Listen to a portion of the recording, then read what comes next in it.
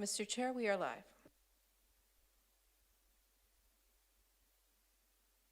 Thank you, Ms. Harrison. Good afternoon, everyone. I'd like to welcome you all to the regular Electoral Area Services Committee meeting of Wednesday, November the 4th. My name is Ian Morrison. I'm the chair of the Electoral Area Services Committee. And just prior to calling the meeting to order, I'd like to acknowledge that we are in various places throughout the territory of the Coast Salish people and maybe even in Nuchelnath territory. And I'd like to acknowledge that and acknowledge their role in the stewardship of this land.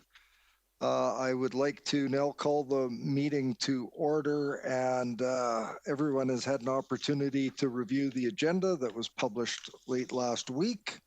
We have item number 1 before us, which is approval of the agenda.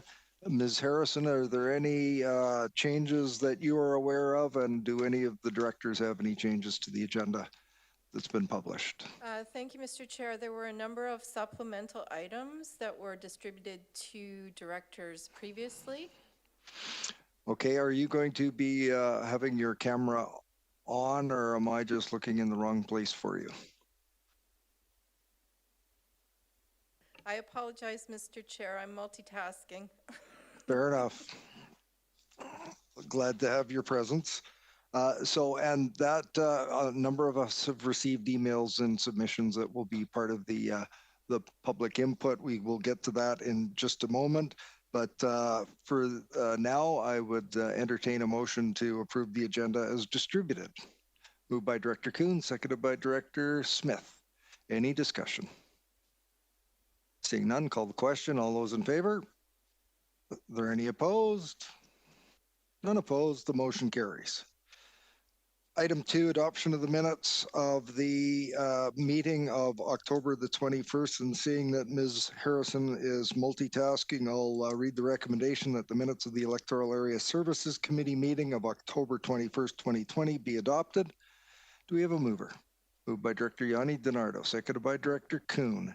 Any discussion on those items or on that item? Seeing none, I'll call the question. All those in favor? Are there any opposed? I see none opposed. The motion carries.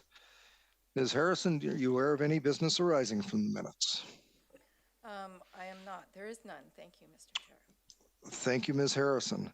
Now we get to the public input segment of the meeting, and as Ms. Harrison has noted, there has been a number of submissions that have been provided to directors. I've got a handful of them in my hand here. I have taken a few moments, and well, more than a few moments, and I've read all of the submissions. I know that some of us have received them directly via email to us, and there is quite a few. There's a lot of information in here. I'm looking to committee for direction on how we would like to proceed with the public input portion. It is practice and policy that it's not recommended that we vary a policy of the board. We have, I'm certain, far more than 15 minutes worth of material to read here. So I turn to the committee. There is an option to extend the period, but what's the pleasure of the committee? There's a lot of material here. I know a number of you have read the material. I've got 2 directors. I will go to Director Salmon, then Director Nicholson. Director Salmon. Yeah, thank you. I prefer the option of extending the period. I haven't had a chance to read them all. I mean, there's been, I think, 5 since 1:13 p.m. So I think we will limit them to 3 minutes each, but I'd like to hear them all, please. Director Nicholson. I second that. Well, I guess at this point we should, procedurally, we will go through the 15-minute period and follow the policy as it's written, it's board policy. And as I say, committees shouldn't vary board policy. When we come to the 15 minutes, I will entertain a positive motion to extend the period, and we will have a vote on it then. So at this point, I would turn to Ms. Harrison. And I'm sure you have clocks and timers and all of that, and you've got them in a package in order. Would you please proceed with the public input? Thank you, Mr. Chair. May I have a moment, please? You may have a couple if you need them.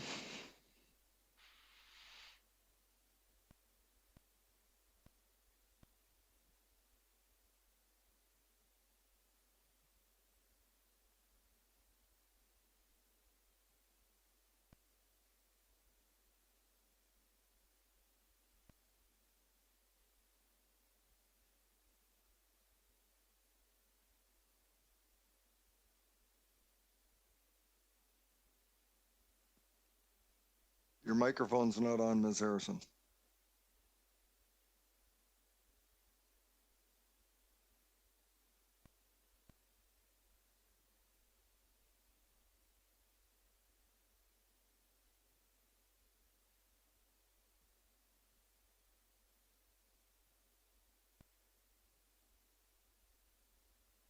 Thank you, Mr. Chair. I'm just trying to find the address for the committee instead of putting individual addresses in each thing, but I don't seem to find one, so bear with me. Capital EAD. Thank you.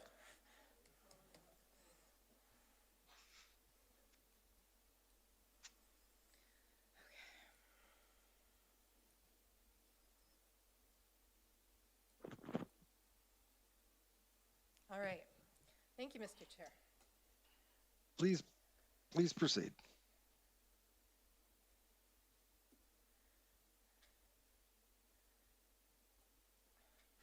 Thank you. So the first submission is from Bill Heath, received November 3rd, 2020 at 2:53 p.m. And it reads, attaches my letter objecting to the application number 29D16DP Cowichan Bay Campground for PID 024681814 for reasons of incompatibility with agriculture and environmental values. Regards, Bill Heath, PhD, PNG. And the letter reads, Chair and the CVRD Electoral Area Services Committee regarding the application for PID 024681814.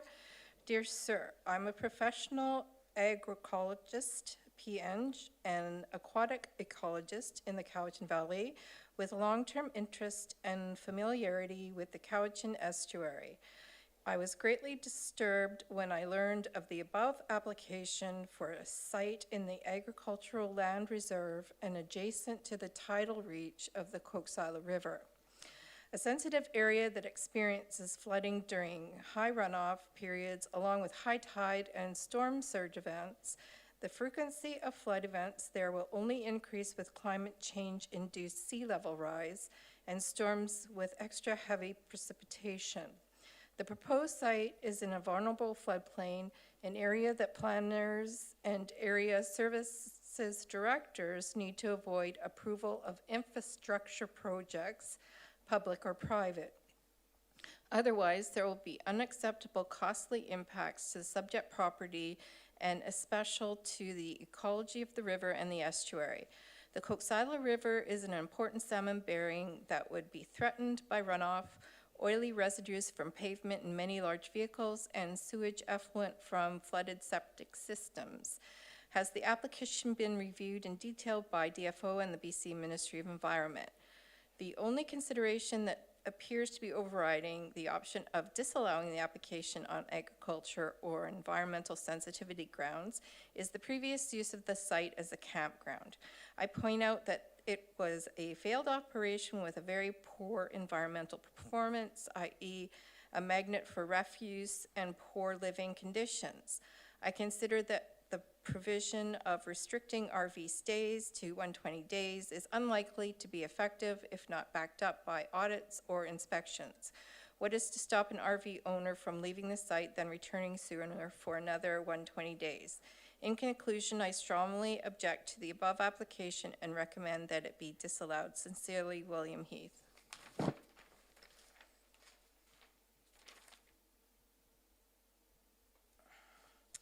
The next application is from Jeff Strong, received November 3rd, 2020 at 4:11 p.m. And it reads, please consider my comments and questions in the attached letter with respect to the approval or not of the proposed campground for Cowichan Estuary. To Chair and other members of CVRD Electoral Area Services, proposed campground on the Cowichan Estuary. Dear Sir, I discovered only this week that there is a proposal to develop a campground for up to 38 recreational vehicles on the estuary. As indicated by the accompanying map and Google Earth image, the proposal was submitted by the Bell Group, representing owners Marty Block and Mike Kelly. I understand that tomorrow, November 4th, CVRD Electoral Area Services Committee meets virtually to make an informed decision on whether to approve this development or not. Apparently, this proposal has been on the books for several years and was reviewed by the Cowichan Estuary Environmental Committee on June 1st, 2017. The CEMC minutes report that it was determined that an archaeological assessment would be required as the site is adjacent to Cowichan Tribes Reserve lands. The details included with the proposal leave a number of unanswered questions, making me question whether a qualified decision can really be made at this time. Surprisingly, I see no mention of an environmental assessment, which would be more critical for future considerations. Given that the land is barely 1 meter above average sea level, see one of the attached photos, with significant global warming and sea level rise to occur over the next 30 to 50 years, other figures here show the proposed subject property, all of which varies only 1 to 2 meters above the adjacent average river elevation. This property has extreme potential for flooding. They mentioned that the area that used to flood in the 70s and 80s does not flood anymore. That is hardly evidence to raise any confidence against future flooding. For example, this morning I registered 26 millimeters of rain in my gauge, while a Lake Cowichan site had 50 millimeters. You can be assured that the headwaters of both the Coxsala and Cowichan rivers had far more precipitation. The results of even that fairly normal rainfall are visible in the next 3 photos attached, with only minor flooding of the Coxsala. Last winter, on January 31st to February 1st, I recorded in excess of 50 millimeters of rain, while other sites in the Cowichan Valley recorded over 100 millimeters. The headwaters of Coxsala would have received more than 200 millimeters in the same storm, based on studies I've carried out elsewhere.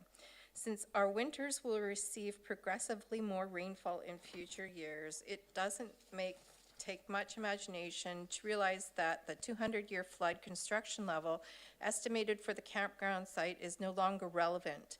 In fact, it is no longer relevant to use a 30-year climatological normals to estimate maximum precipitation or flooding potential anymore, for our climate is no longer normal. One needs to refer to detailed climate change models to estimate this. Mr. Chair, this submissions run out of their 3 minutes, and there's still half a page. Ms. Harrison, we are looking to stick to the policy as near as we can, and I would suggest that you proceed to the next item. Thank you. The next submission is from Bernard Jurlink, and it reads, was received on November 3rd, 2020 at 4:27 p.m. Dear Chair, R2 application number 29D16DP Cowichan Bay Campground for PID 024681814.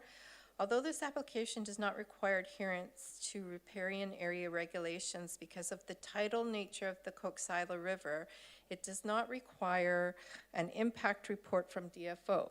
This is it does require an impact report from DFO. This is lacking. Also lacking is an environmental impact analysis, archaeological investigation for potential cultural heritage, and Cowichan tribes consultation. Why is this application even being considered? Also concerning is that the application is from a numbered company. Who are the proponents of the application? Are such proponents trustworthy business people? We need to know this because of the sensitive ecology of the estuary.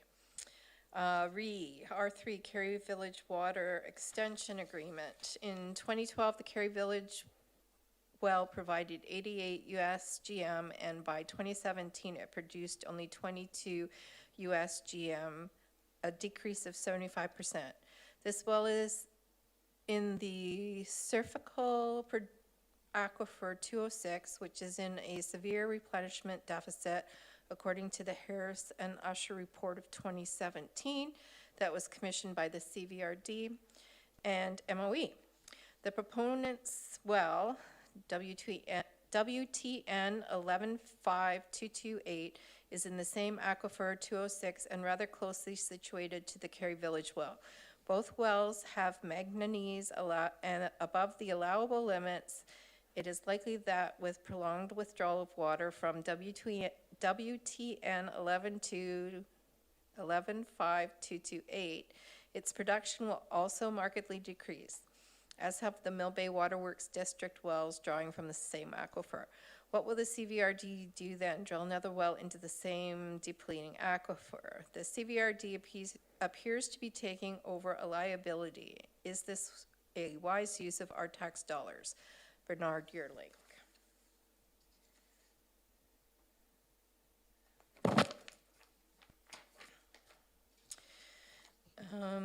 The next submission is from Mike and Shirley Asselford, and it was submitted November 4th, 2020 at 12:21 a.m.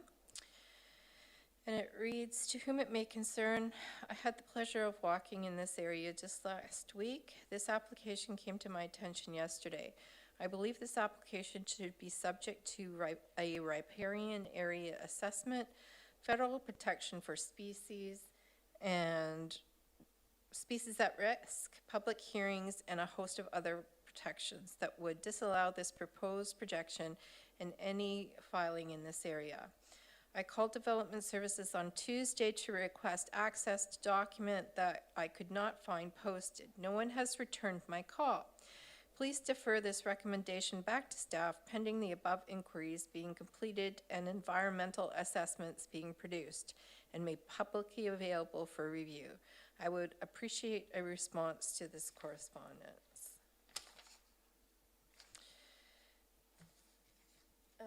Mr. Chair, we have about a minute and a half left.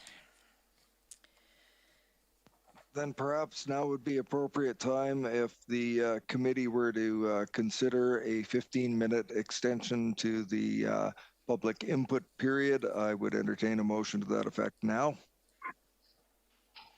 Moved by Director Nicholson, seconded by Director Salmon. Ms. Harrison, what is the threshold for approval? Is it simple majority? That is correct.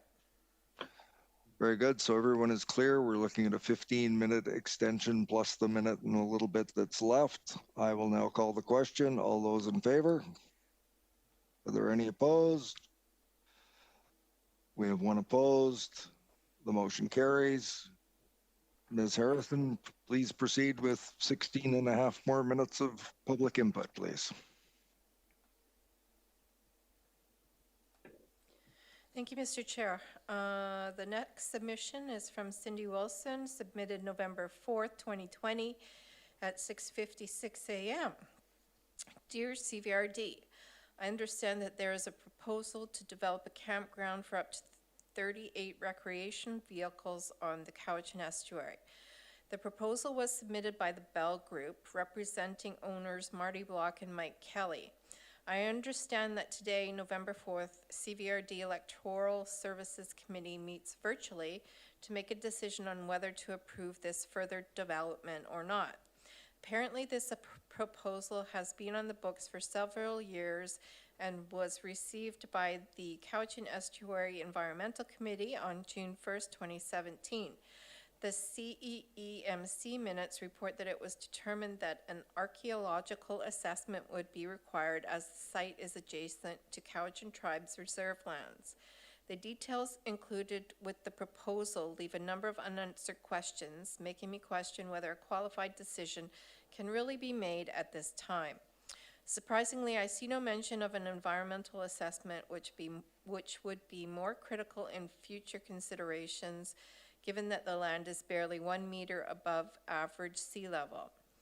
With much global warming and sea level rise to occur over the next 30 to 50 years. Other figures here show the proposed subject property, all of which varies only 1 to 2 meters above the adjacent average river elevation. This property has extreme potential for flooding. It is mentioned that the area that used to flood in the 70s and 80s does not flood anymore. That is hardly evidence to raise any confidence against future flooding, since our winters will receive progressively more rainfall with climate change. It doesn't take much imagination to realize that the 200-year flood construction level on the site is no longer relevant. In fact, it is not relevant to use a 30-year climatological normals to estimate maximum precipitation or flooding potential anymore, for our climate is no longer normal. A few of the unanswered questions include, has an environmental assessment been carried out? If so, by whom? If not, then how can a qualified decision on this proposal be made at this time? Have Cowichan tribes been informed of this proposal, since they have a claim on the campground site and other lands within the estuary land? What dangers are presented by such a campground when it will inevitably be flooded at some point in the not too distant future? The proposal mentions sewage going into a tank on site with an intention to install a sewage treatment plant. How will flooding affect this? Will structures be allowed without any permits, such as has occurred continually on the industrial site in the middle of the estuary? How much more development will CVRD approve on our extremely sensitive estuary? Considering the above unanswered questions, it would be premature for an approval of this project to be made today. Yours truly, Cindy Wilson. The next submission is from Shelley Singer. Received November 4th, 2020 at 7:46 a.m. Was referred to Director Yanni DiNardo, and it reads, Dear Lori, I want you to know that I'm very strongly opposed to this application. For so many reasons, it would take a small book to write them all down. When was the public consultation on this application held? And what happened to the plan for Cowichan Bay that cost us a fortune to develop? Regards, Shelley Singer. The next submission is from, is from Sheila Bell Irving from Shawnigan Lake. And it reads, it's in regards to the R Report 1 campground. And it reads, these specific developers, Mike Kelly and Marty Block, have cost the taxpayers hundreds of thousands of dollars in legal fees from their seeking SIA toxic soil dump.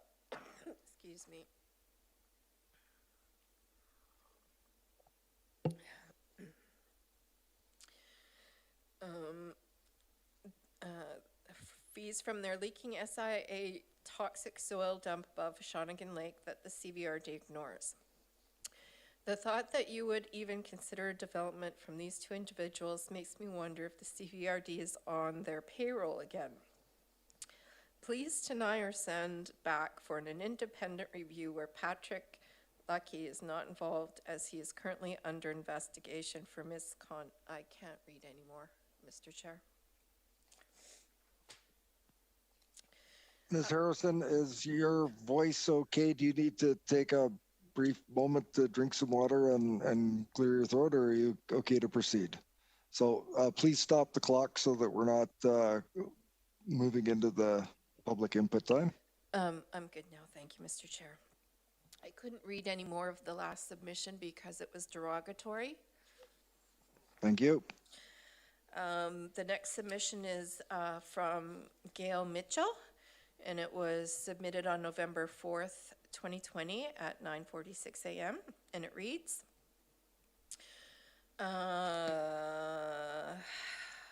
to the Cowichan Valley Regional District application number 29D16DP. We are writing to express our opposition to the RV campground application on Lochmantes Road. This has only come to our attention in the last 48 hours, an apparent lack of communication with the public, which is very distressing.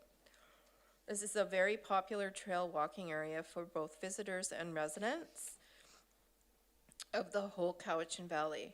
Since there appears to be a significant time that has elapsed between the representation of plans for this area, and since we are not clear that adequate environmental or archaeological assessments have been done in this area, we bring forward the following. Whereas the area for development is within an IBA important bird area, an internationally recognized area for bird conservation, and the nearby rookery of great blue herons is a significant nesting site of species listed as a special concern, and the adjacent area is used by adults foraging to feed young, and the use of asphalt surfacing for an access road into the campsites would affect the natural drainage system of the area, and the possibility of flooding events will likely increase in the future, and bringing in more fill is not acceptable in this sensitive site, and any expansion of development in this area will ultimately have an effect on the adjacent salmon-bearing rivers, and any increased lighting would have potential harm to nocturnal wildlife, and the entrance to the narrow road will add to the problematic junction at Cowichan Bay and Suhalem roads. We submit that the application for expansion of this property for the RV campground be denied. Although this may be considered a disturbed site, that does not justify an exemption or further disturbance. We speak for many who are learning that we must work with nature because everything is connected. Gail Mitchell and Bruce Coates, both co-presidents of the Cowichan Valley Naturalist Society.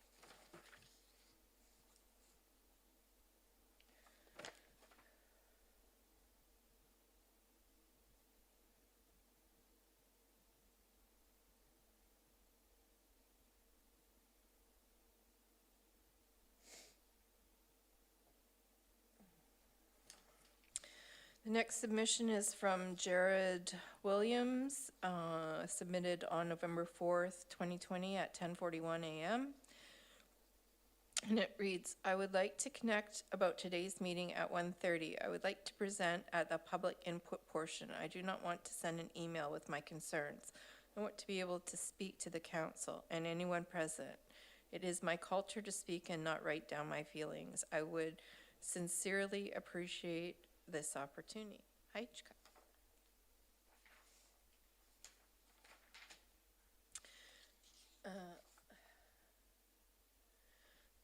The next submission is from Cliff Evans, dated November 4th, 2020 at 11:15 a.m. This is actually for a question period.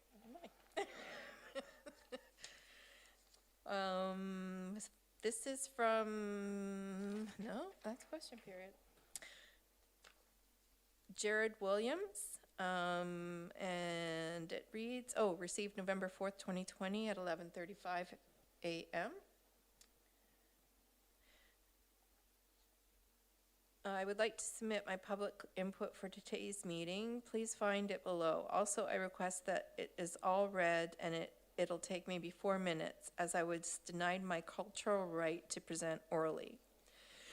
Before I begin, I want to note something critical, and I would like to read it aloud. I come from an oral culture and am surrounded by elders who practice oral culture. I have reached out to CVRD staff to see if I could orally present for this meeting and was refused, being told this is the best we can do during COVID. My elders, my community, my nation will not be adequately represented in this issue if we cannot speak. So please note that this system prevents elders and knowledge keepers from sharing.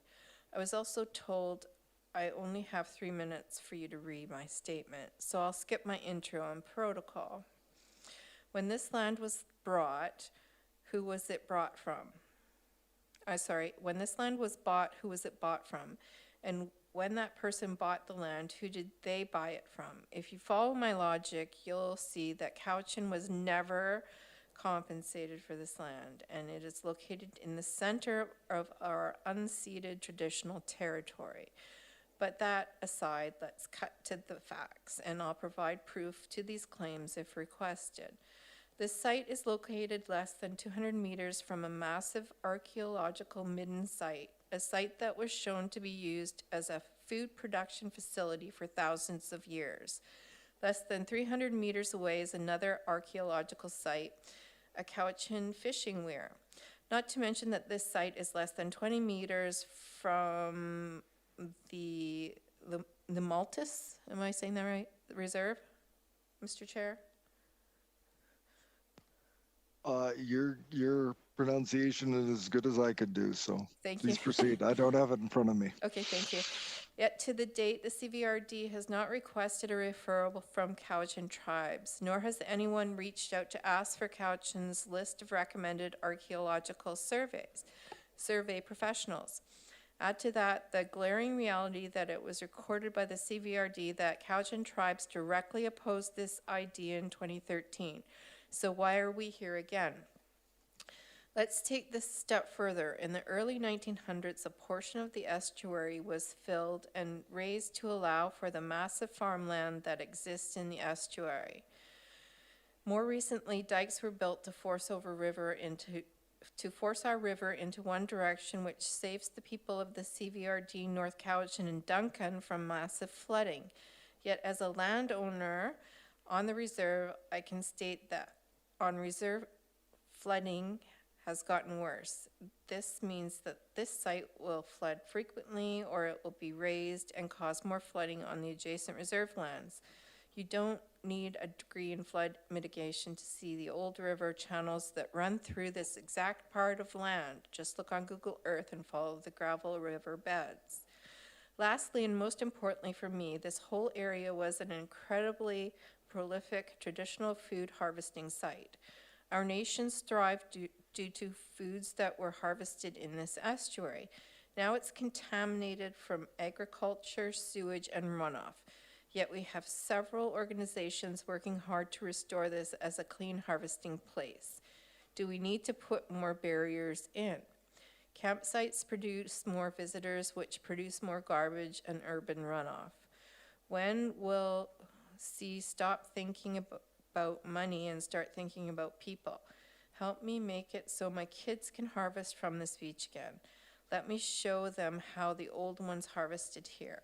Make your goal to restore habitat, not continue destroying it. We must be I can't pronounce it, Mr. Chair. I think it's Nutsmat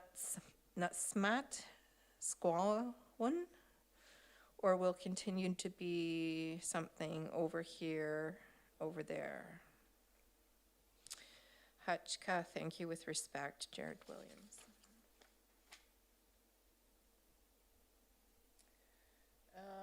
That's it for our additional time, Mr. Chair.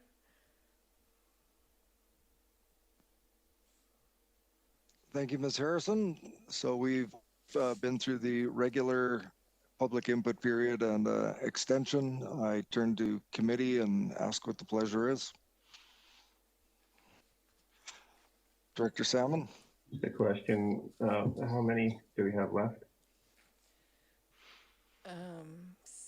Through the chair to you, Director Salmon, I have one in front of me, and I haven't checked the email since I started reading. So I assume we would have cut off by now because the meeting started. So just one, and half of one that I didn't get through. Director Salmon? So follow up. I think just in fairness, we should complete so everyone's had a chance that we can send one in. So you're moving that recommendation that the one more be read and seconded by Director Nicholson. That's the intent of your motion? Yes, and I did. Well, there's one from Cowichan Tribes that I assume is the one left that I would like to hear. I will introduce that one additionally as under the prerogative of the chair. So I will call the question and reading one more submission, and then I have an additional one. So I will call the question. All those in favor? Any opposed? One opposed? Ms. Harrison, please proceed with the one more item that you have. Thank you, Mr. Chair. This submission is from Laura McCarthy, submitted November 4th, 2020 at 12:56 p.m. And it reads, "Hello, CVRD. It is very clear from the location of the proposed campground that if this permit is approved, there would be irreparable damage to an important water source. Not only is this land located in an estuary that is ecologically and culturally significant to the Cowichan people, there are multiple archaeological sites within the stone's throw. Permitting a for-profit tourism endeavor on an estuary less than 100 feet from reserve lands seems gregarious and totally out of alignment with the values of this community. Allowing this permit would be flagrant colonization on a day where most people in this community are feeling morally superior to our neighbors to the south. How are we any better if we allow this level of ecological and cultural degradation on the literal doorstep of our First Nation neighbors? Moments like this define the moral fabric of our community and impact future generations for decades to come. Please refuse this permit. Sincerely, Laura Interlandi? It's strange because it was submitted by Laura McCarthy, so it's a different last name. Anyways, that's it. Thank you, Ms. Harrison. I have an item here that I would like to provide to the committee. It's a submission that has been sent to our CAO and shared with our General Manager of Land Use Services and myself.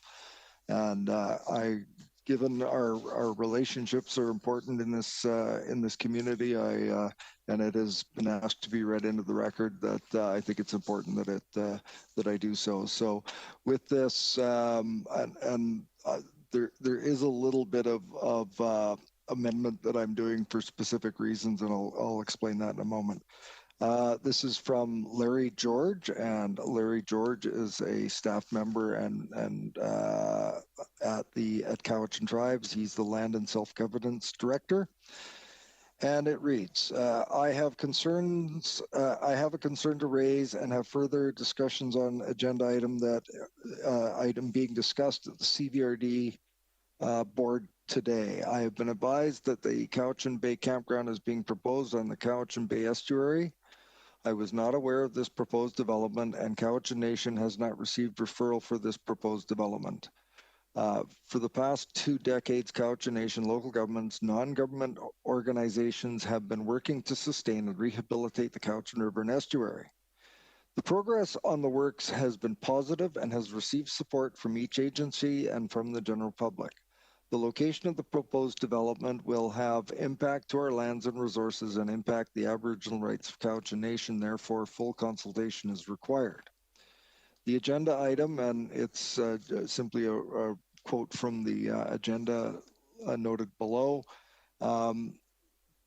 indicating the item. Cowichan Nation, CBRD, North Cowichan are fully engaged, and I am amending something in here because it's a matter of closed session. The North Cowichan are fully engaged and in the subject of a closed session item, and the works planned address these types of impacts to the Cowichan River and estuary.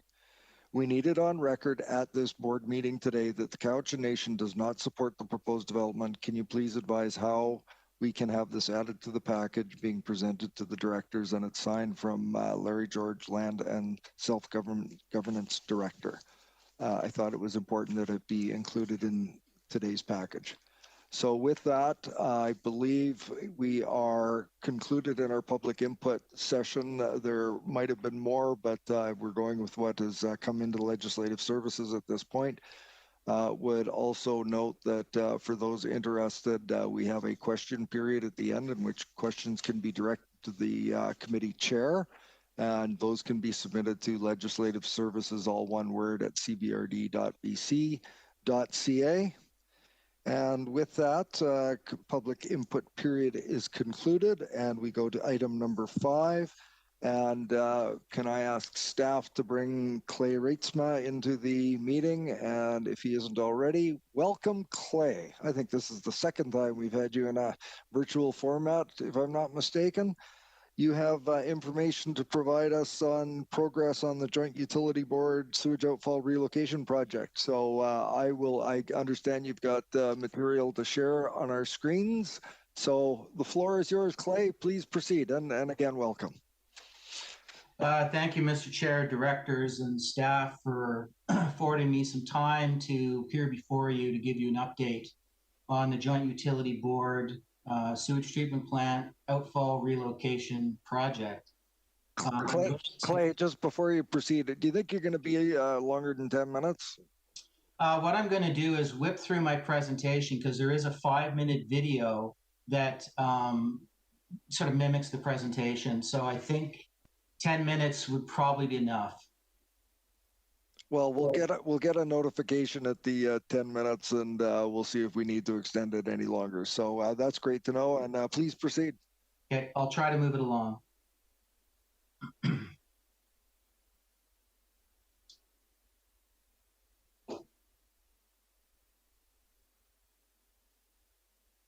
Are you able to see my screen? Yes, we can. Great, thank you. We also have some other, there we go. Yeah, I just had to, it's reacting a little bit sluggishly today for some reason. So again, thank you for having me. The presentation component of this, I'm going to whip through because there's a very well done video by Judith Cullington and Associates who have engaged as a consultant on this project which describes basically what I'm going to be talking about in the presentation anyway. The other thing I just want to make you all aware of is that I have met with CBRD staff to provide them with an update on this project ahead of this meeting. And I just want to say that if at the end of this presentation there's an expression of desire to have us work a little further with CBRD staff on the engagement that we're about to undertake with public and stakeholders, I'd be happy to do that. So on that note, I'm just going to proceed, and I'm going to whip through this pretty quickly, recognize that we have a video for you. So a quick update. This project really started back in 2015 with some consultation with First Nations and the public, undertaken, led by the CBRD. I was involved in that as well, providing support to the CBRD in that initiative. Fast forward to 2018 to 2020, we picked the project up again. The 2015 process led to an amendment to the Ministry of Environment, and the project kind of sat for a wee bit while we waited for a funding application to go through, and then we picked it up again in 2018. That led to some further study and a relocation of the outfall to a new location. So the location that came out of the 2015 work was the Green Triangle. The location that came out of the 2018 to 2020 work was the red dot. That was mainly out of a fair amount of consultation that happened over those 2 years with First Nations. The Ministry of Environment had the amendment back in 2016. It sat with them for a little while. When we took over the project and started consultation in 2018, we ended up saying to the Ministry of Environment to hold off on their consultation with First Nations because there was clearly a need to do further consultation. So the next steps is we've come to an agreement with First Nations on the terminus location, at least from 3 of the First Nations. The other 3 we made some decent progress with, but we're waiting on some final kind of accommodation issues that we need to sort out before it's finalized. So all 6 First Nations have given us permission to move ahead with the next phase of the project, which is essentially to assess marine routing and land routing of the pipelines to get to the terminus location.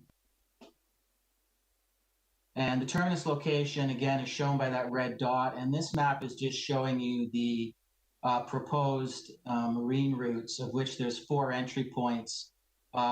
This is discussed in the video, so I won't dwell on this. I'll let the video speak to it.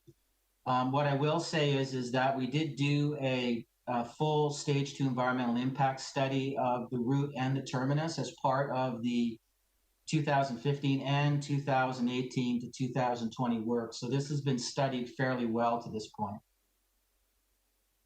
This map is showing the land routes, the marine routes are showing as well, but the land routes, of which there's several that are open to us.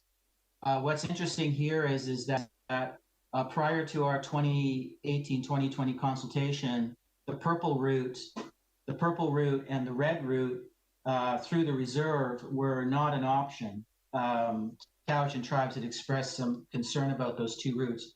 I'm happy to say that since our consultation, and you know, it was extremely productive working with Cowichan tribes over the last 2 years, and the other First Nations for that matter. And as a result of that consultation, it went extremely well. The red and the violet route is opened up again. So there are those options for us. So in terms of the routing, we're going to be looking at several issues, one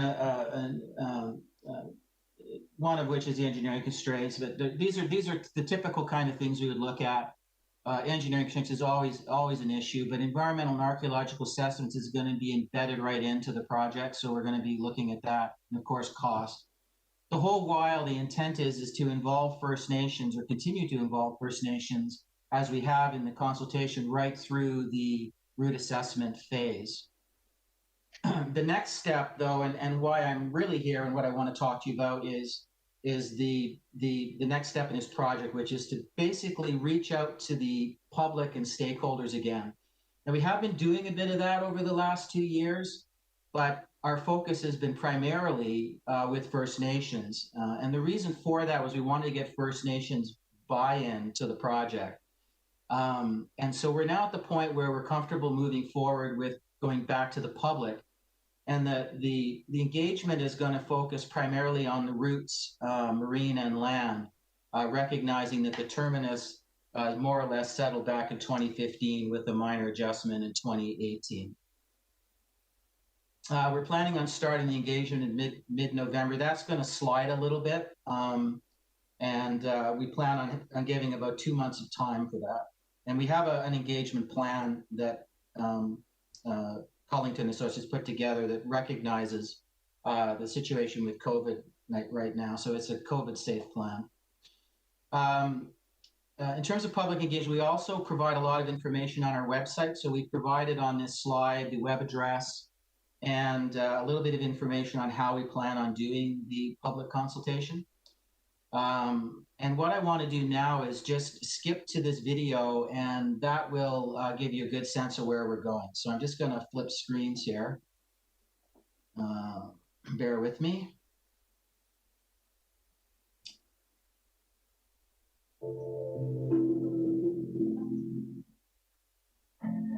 Can everybody hear it? Welcome to our online open house.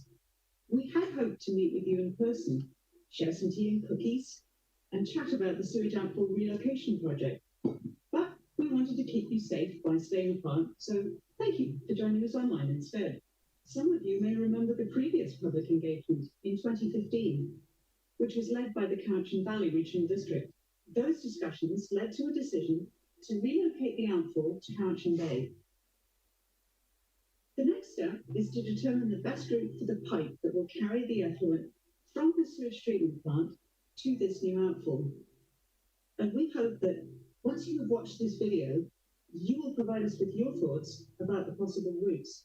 So in this video, we will talk about the sewage treatment plant and how it works, the reasons for relocating the outfall, the work that has been done so far, the proposed outfall location, and potential land and marine routes that would move the effluent to the new outfall.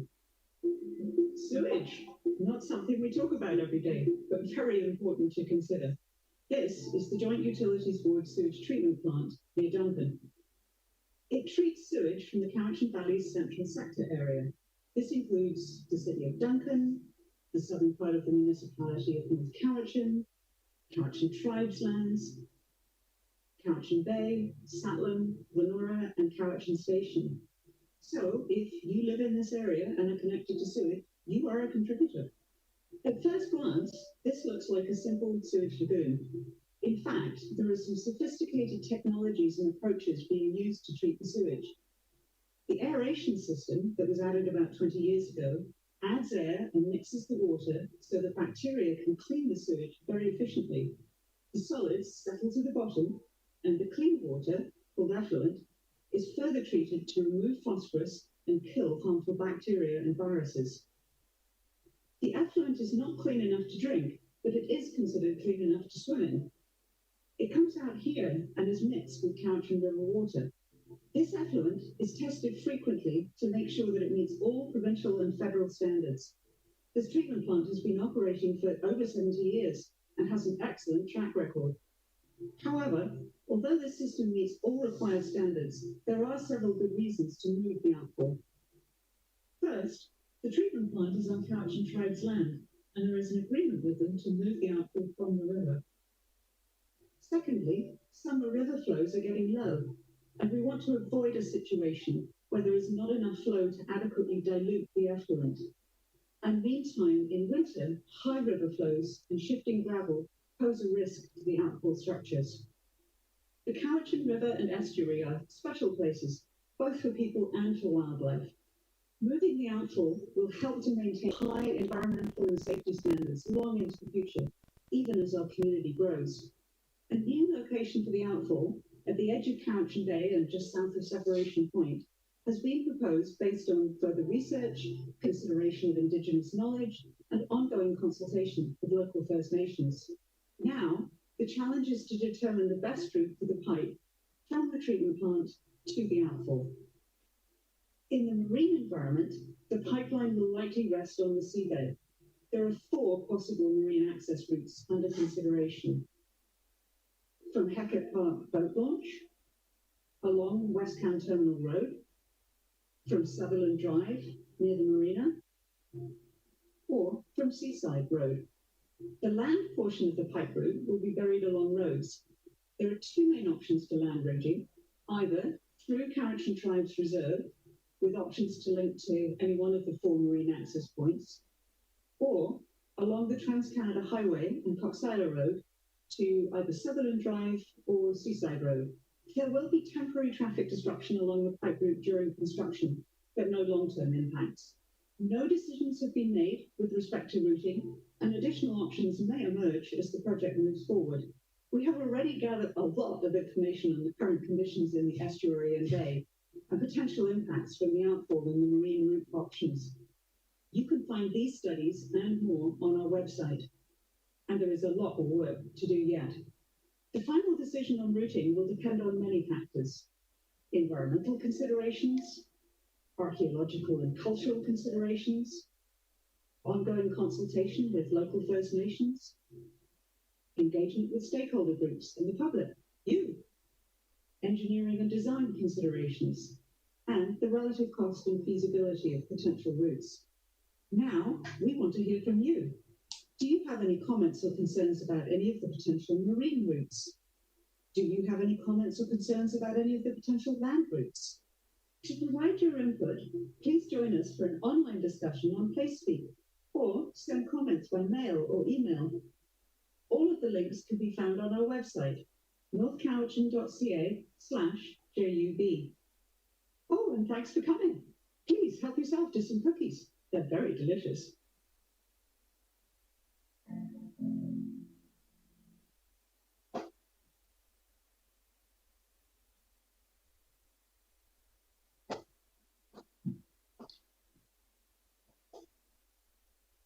So that presentation will be posted on the webpage for the project so that the public can view it at their leisure.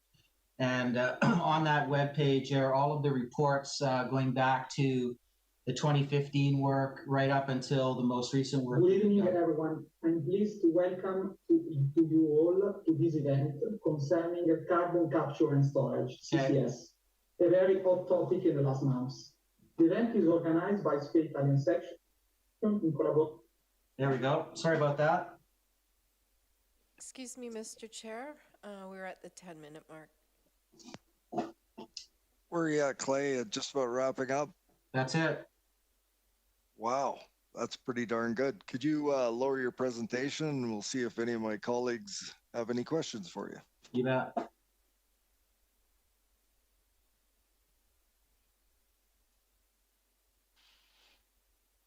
Okay, so I have Director Yanni DiNardo, Director Wilson, Director Salmon, got myself on the list.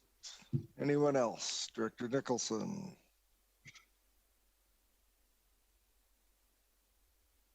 Fantastic. So Clay, we have a number of directors with some questions, so I'll go to Director Yanni DiNardo first. Please go ahead. Thank you, Mr. Chair. Through you to Clay. Thank you, Clay. That was really good. I have seen a few presentations, and we had Saanich Inlet Protection Society that we presented in a few other places that we were supposed to present before COVID hit as well. Because as you can see from the previous application, the engagement plan is pretty important for Cowichan Bay. I just wanted to make a note that on your map, your Coxsila map, you get to Seaside Road, but you get to Seaside Road via Cherry Point Road and then Fairbanks. So people would think it's directly off of Coxsila, which it's not. So just to update that. Thank you. Director Wilson. Thank you, Mr. Chair. Through you to the presenters. Thank you for that. That's very good. With the JUB, this whole project, as I recall, the funding wasn't completely in place.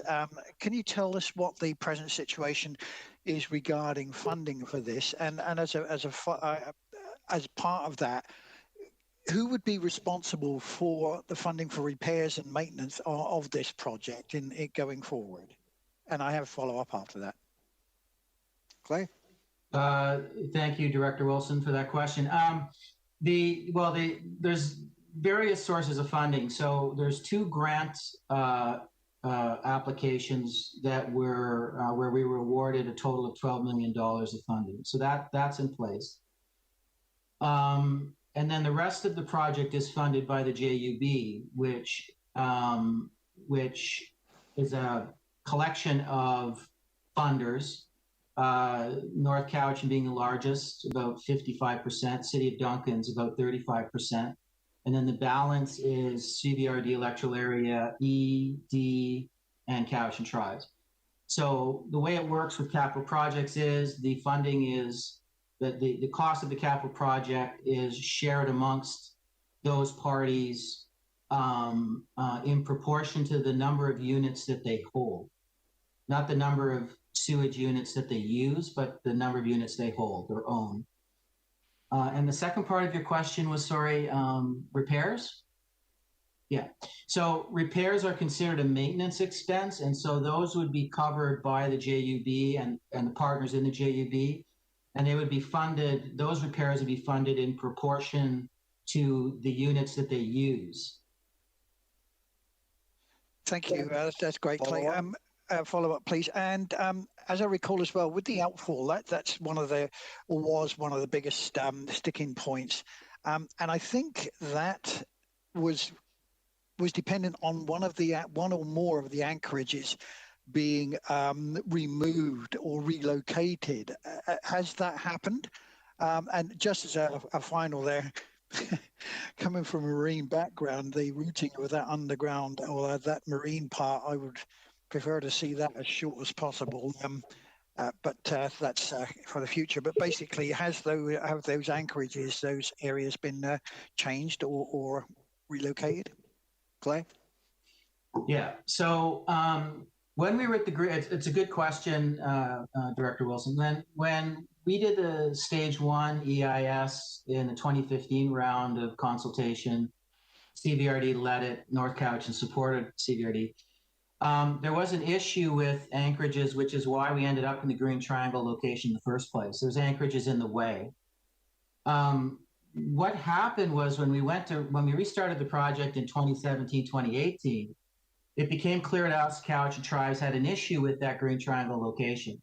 That's what caused all this consultation to happen in the next 2 years. It was fortuitous for us that, and I believe it was in 2019, where we made a call, and it was actually a chance call to the Nanaimo Port Authority, and we found out that in fact some anchorages had been removed and some had been shrunk. And what that allowed us to do was to accommodate Cowichan tribes' concern by moving the outfall to the red dot location, which is a better location anyway. Costs more money, but it's further out of the bay.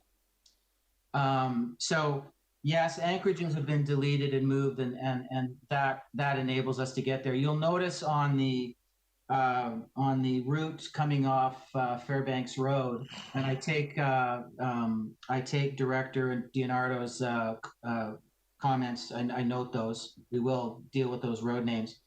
You'll notice that the line in the marine environment kind of takes a strange route, and that's because there is an anchorage. There is an anchorage there still. It's shrunk, but it's still there, and we have to go around it. Fantastic. And Clay, if I recall correctly, didn't you have a presentation that walked us through that progression at some point? And do you know if you still might have that available for anyone that might be interested? Yeah, I believe that presentation is available on our website. Whether I understand that, I think I've done about 15 presentations now. So, and they're all customized for each group. And so I don't know which particular one is on the website, but I would be more than happy to share it with the CVRD, any of the presentations for that matter. They're all publicly releasable. So I could share those with you if you want. Thank you very much for that. So I'm just going to go through. We've got Director Salmon, Director Salmon, Nicholson, myself, and then back to Director Yanni DiNardo. So Director Salmon, please proceed. Yeah, thank you. Just a question about the land route options. Maybe you could even, I don't know if it's easy to pop that slide back up, but the question was, I think one of the options was through Cowichan tribes land, and I just wondering, is there any outstanding issues with that? Are they fully in favor, or can you expand a little? I would say where we're at with that is that they're willing to entertain it. It wasn't available to us, as I mentioned in the presentation previously. So that I'm talking now about the route that goes right through the reserve south of the river. Zuhalem Road was initially our choice. That one goes through reserve, but via a provincial road dedication. That provincial road dedication is being contested, and I believe it's also under claim by Cowichan tribes. So there's some issues that route, but what's fortuitous, as I mentioned in the presentation, is that both of those they're now willing to consider, which is a good place to be. What it means, though, is that we need to work closely with Cowichan tribes to ensure that the band in general, but also the CP holders that front that route are amenable to that route. So there's definitely work to be done there. Okay. Just quick follow-up. So is there do we have a plan B if for some reason that does not come to be? Is there an alternate route? Yeah, I mean, the Trans-Canada Highway route is probably our plan C. Yeah, it has issues though. It has engineering issues with high pressures and constructing in a highway, Right. major highway. Thank you. Does that conclude, Director Salmon? Thank you. Director Nicholson, please. Thank you, Clay. I have three things. One is the timeline. When do you have a sort of an idea of when you're going to decide on the route, or be able to decide on the route? My hope is the way the RFP is structured, which has just been released, is that the first 6 months or so, we're going to be doing the engineering analysis and consultation on those routes. So there'll be a high-level analysis. There'll be consideration of commentary from the public stakeholders and First Nations. And all of that, along with archaeological environmental concerns, will factor into, as well as costs, will factor into the route selection. So I figure that initial process is about a 6 month process. Okay, so Follow up. you've done a stage 2 environmental thing on the marine route. So will there be another environmental study done on the land routes, or how does that work?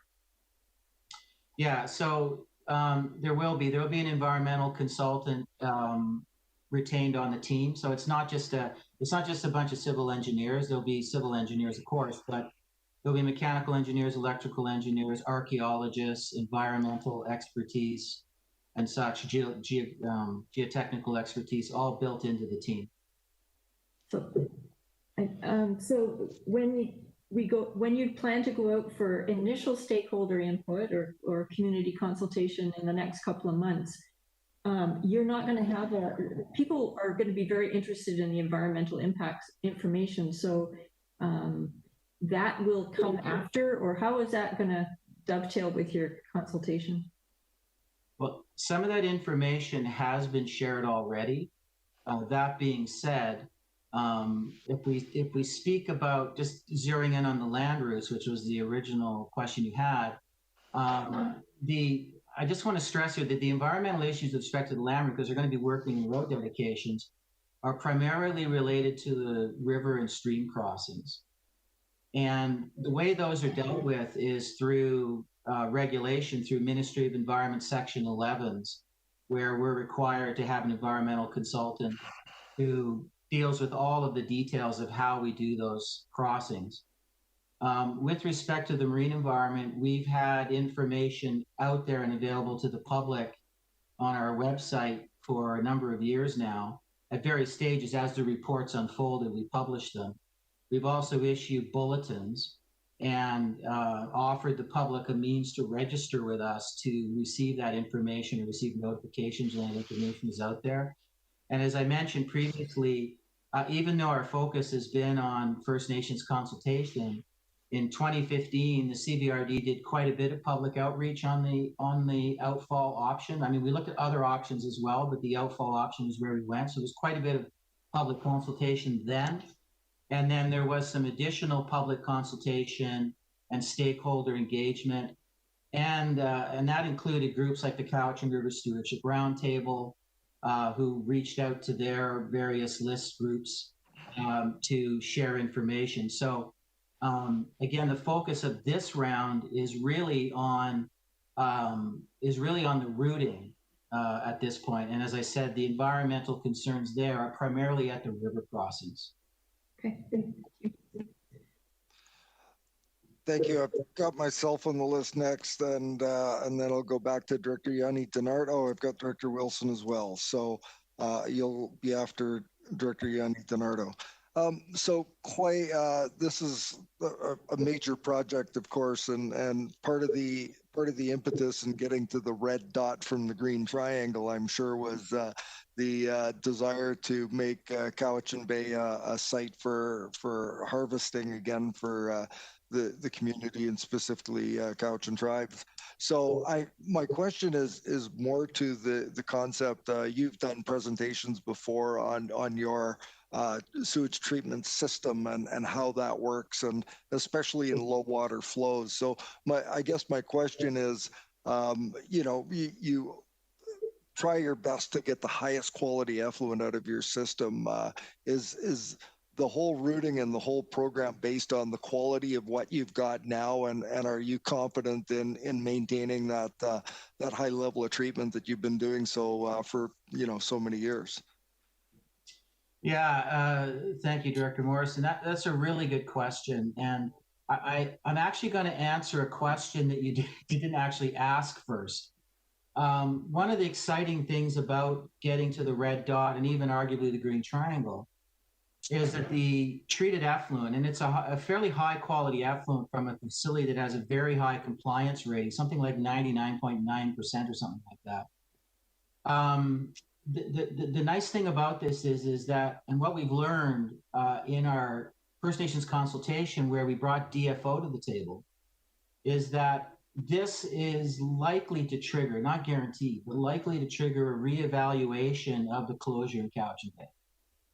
And that's pretty exciting, because what's really exciting about it is we did an extensive amount of environmental monitoring in the bay as part of the Stage 2 EIS. And one of the things we did was we monitored the sediments and tissues of organisms living in the bay. And what was really telling, and we shared this with DFO, was that we don't see any evidence of a effluent discharge into the bay in the sediments and the tissues after 70 years of discharge. Now, that being said, moving it to the embayment line helps, because closures arise from outfalls simply because they're there. So just because the effluent's flowing out the river into the bay, that generates a closure. It doesn't matter how clean the effluent is.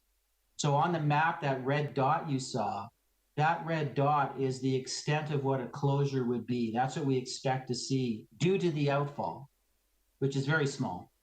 As for your question regarding quality, there will be no change in the quality of the effluent, other than there's a possibility that we might not have to continue to remove phosphorus, because in all of the provincial regulations and federal regulations, phosphorus is not an issue in the effluent. That being said, if it turns out that the ministry decides that should remain, then the equipment is there to leave it in place. And so there's no intent to remove it per se. So that there's no change. The other interesting thing, and I think folks should know, is that in the selection of the routes, for all of those routes, there are treatment plant options, site options along them. And so if in the future, let's say the federal, provincial governments decide, you know what, secondary treatment, which is what this lagoon does, yeah, that's the standard now, but in 20 years, we want to make a tertiary treatment. We have the option of upgrading the lagoons we can tack on processes to improve the quality, or we can go to a whole new site. A whole new site will entail more of what I call a mechanical plant, which is generally more compact. And so what we've done is we've designed, we're going to design this project so that it can accommodate flows from either a lagoon system or a mechanical plant. And the reason for that is lagoons dampen the flows. They're like big stormwater retention ponds, so the peak flows aren't as high. But we're going to design this system so that if the lagoons are decommissioned and we go to a smaller mechanical plant where the flows will be a lot peakier, a lot high, like will be higher, we've allowed for that in the design, and we've allowed for that in the environmental impact studies. Well, that's great information, Clay, and I'm glad you took the swing at that one, because I was kind of setting you up for that, because I think I was at a meeting, and maybe Director Yanni Donardo was, where DFO came out and said that closure just simply will not be lifted as long as the outfall is in the river, and I think that's great news that you're moving it out to the abatement line. I'll go to Director Yanni Donato and Director Wilson, and can I just, we've got Director Nicholson again. So Director Yanni Donato, please proceed. Thank you, Mr. Chair, through you to Clay. I have two questions. One of them is the freighters, again, like the one at the end of Seaside Road. And I see that our MP has put in a private member's bill. Is there a way that we could also request that that anchorage be removed because we're doing this outfall? Excellent question. I just want to preempt that question by just making sure I'm clear with everybody here to Director Morrison's comment. I appreciate what you're saying, Director Morrison. I just want to be clear here. What I've said is it will trigger a DFO review of the closure. I'm not suggesting that it's a slam dunk that it'll be removed because there's other factors in closures. To your question, Director Leonardo, Tribes has asked the same question, and I think it's going to be a challenge because those things generally take a long time to transpire. My understanding of the situation is that the federal government, Transport Canada, is looking for places to anchor ships, safe harbors, if you will, and they're very reluctant to remove these anchorages. So I'm inferring from that would be a rather large undertaking, given that they've already removed anchorages from Cowichan Bay and shrunk others.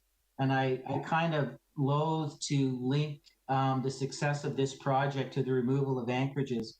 But absolutely, I mean, we can certainly, with Cowichan Tribe's help, and we have discussed this, there's nothing harming engaging Transport Canada further on this. I know Tribes has already. Like several times they've brought this up. And we can advocate for that for this project, sure. Thank you so much. My other question is, watching the Dallas Road sewer upgrade in Victoria and knowing that we're a regional district, so our roads are under Ministry of Transportation and Infrastructure, but they're looking at multimodal means of transportation. Is there an opportunity in this community consultation to actually have more off-road during the infrastructure phase of, once you're digging up the roads, that we actually could save money by adding these multimodal trails? Again, thank you for that question. I want to say we'll entertain it. I wouldn't take it off the table. The only caveat I have, like for example, Cowichan Tribes, if we go down Zuhalem Road, there has been discussions with Cowichan Tribes about making that road safer because at night it's quite dangerous. There's no shoulders there in some places. So there's been discussions about multimodal transportation that way. So certainly from when we go out for engagement with the public, it would be interesting for us to hear what people are thinking that way. And it is a large pipe, so it has the potential to cause quite a bit of disruption to the road, if you will. And so when things are rebuilt and reinstated, I could see the possibility, or at least a willingness to entertain that. I don't want to cause, the only caveat is I don't want extensive and extended discussions about multimodal transportation delaying the project because the project has already been delayed by 2 years for good reason to do First Nations consultation. That's the only caveat. Thank you so much. I hope that it will be considered. Thank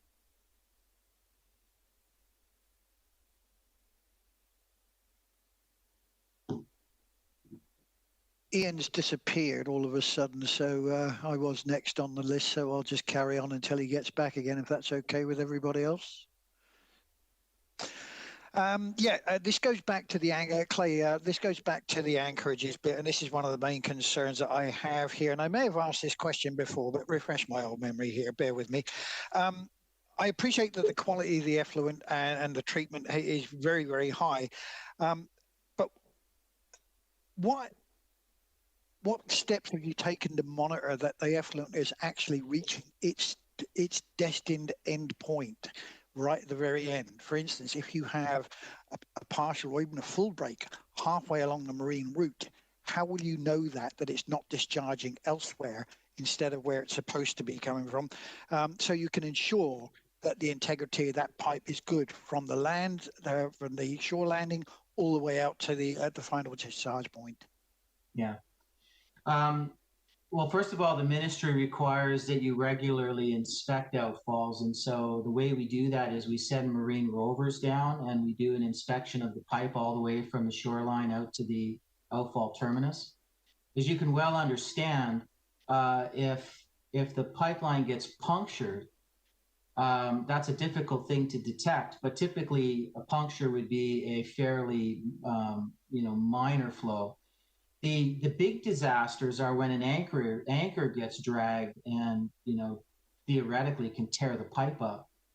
I mean, that's a difficult thing. That's a difficult thing to capture. I mean, the way we deal with those is we don't put the pipe in anchor zones, right? And we make sure the pipe gets mapped on all the navigation maps that boats are supposed to be using when they navigate around harbors. So the idea is that you basically mitigate the problem by not putting the pipe in places where you generate a higher likelihood of those kinds of things happening. But there is an inspection regime that's expected to happen that allows us to at least periodically check that pipe for things like that. Okay, yeah, and that period would be every 12 months or something like that? It depends on the outfall. The ministry will establish that at the time that when we do the environmental component of the design for this project, there'll be information provided to the ministry that'll generate a permit update, if you will. And that permit update will stipulate what conditions, not just effluent quality conditions, which aren't going to change significantly, if at all, but what other things we need to be doing to deal with other potential environmental impacts. And that could include a more frequent monitoring. In the initial stages, they usually require annual inspections for, I believe it's 2 years, and then it's every 5 years after that. So they may decide in this case, because of where it's located and the propensity of marine traffic and anchoring, that they may say, well, maybe you got to do it more. I don't know. We'll see what the outcome of that is and what the environmental consultant recommends. That'll also factor into the route selection. It'll be a consideration. Okay, yeah, that's great. Excuse me. And just one final, and then Excuse me. We should have a chair. No, we should have a chair here. we don't have a chair. We're Director just trying to carry on Salmon, the you air. should. I think Director May I Salmon have is the vice committee's chair. Point of order, please. May I have the committee's Jeez. attention? Thank you. The chair, Chair Morrison, has lost internet connection. So, he's back. They're just hardwiring it. So thank you for your patience. Can I continue, please? So I was halfway through a final question before Ian popped back up again. Yeah, I honestly think that some thought should be given into monitoring that endpoint there, so that if you do get any kind of break or any kind of leakage, you're not going to be pumping this stuff in places where it's not supposed to be. Thank you for letting me finish.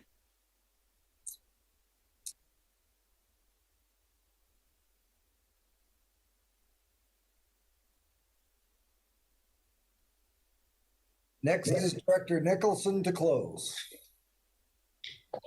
Thank you, Clay. I just would like a small correction in the video. You refer to our area using the whole name, and it makes it seem like people in Satlam are on sewer. So it's it's Eagle Heights in the Cooksala Business Park that have the sewer service. That's all. Duly noted. I'll get that changed.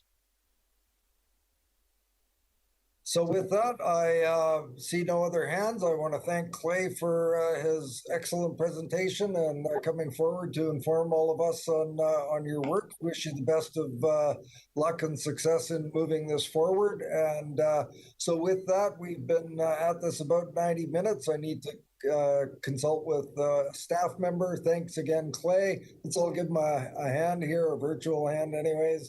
And it is now 2:57. Everybody, please return at 3:10.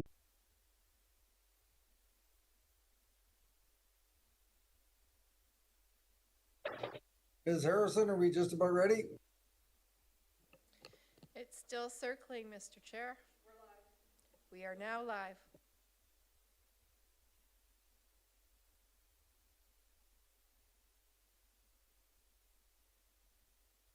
to welcome everybody back and have to use different tools for this. We're back in order. Again, that was a great presentation. I understand there is no correspondence, no information, no reports, and then to reports. And the first item on the agenda is R1. And with that, I will turn to Mr. Limshu as a presentation. Way you go, Mr. Limshu. Thank you, Mr. Chair. Can everybody hear me? I'm just going to share my screen if you can just bear with me for 1 minute.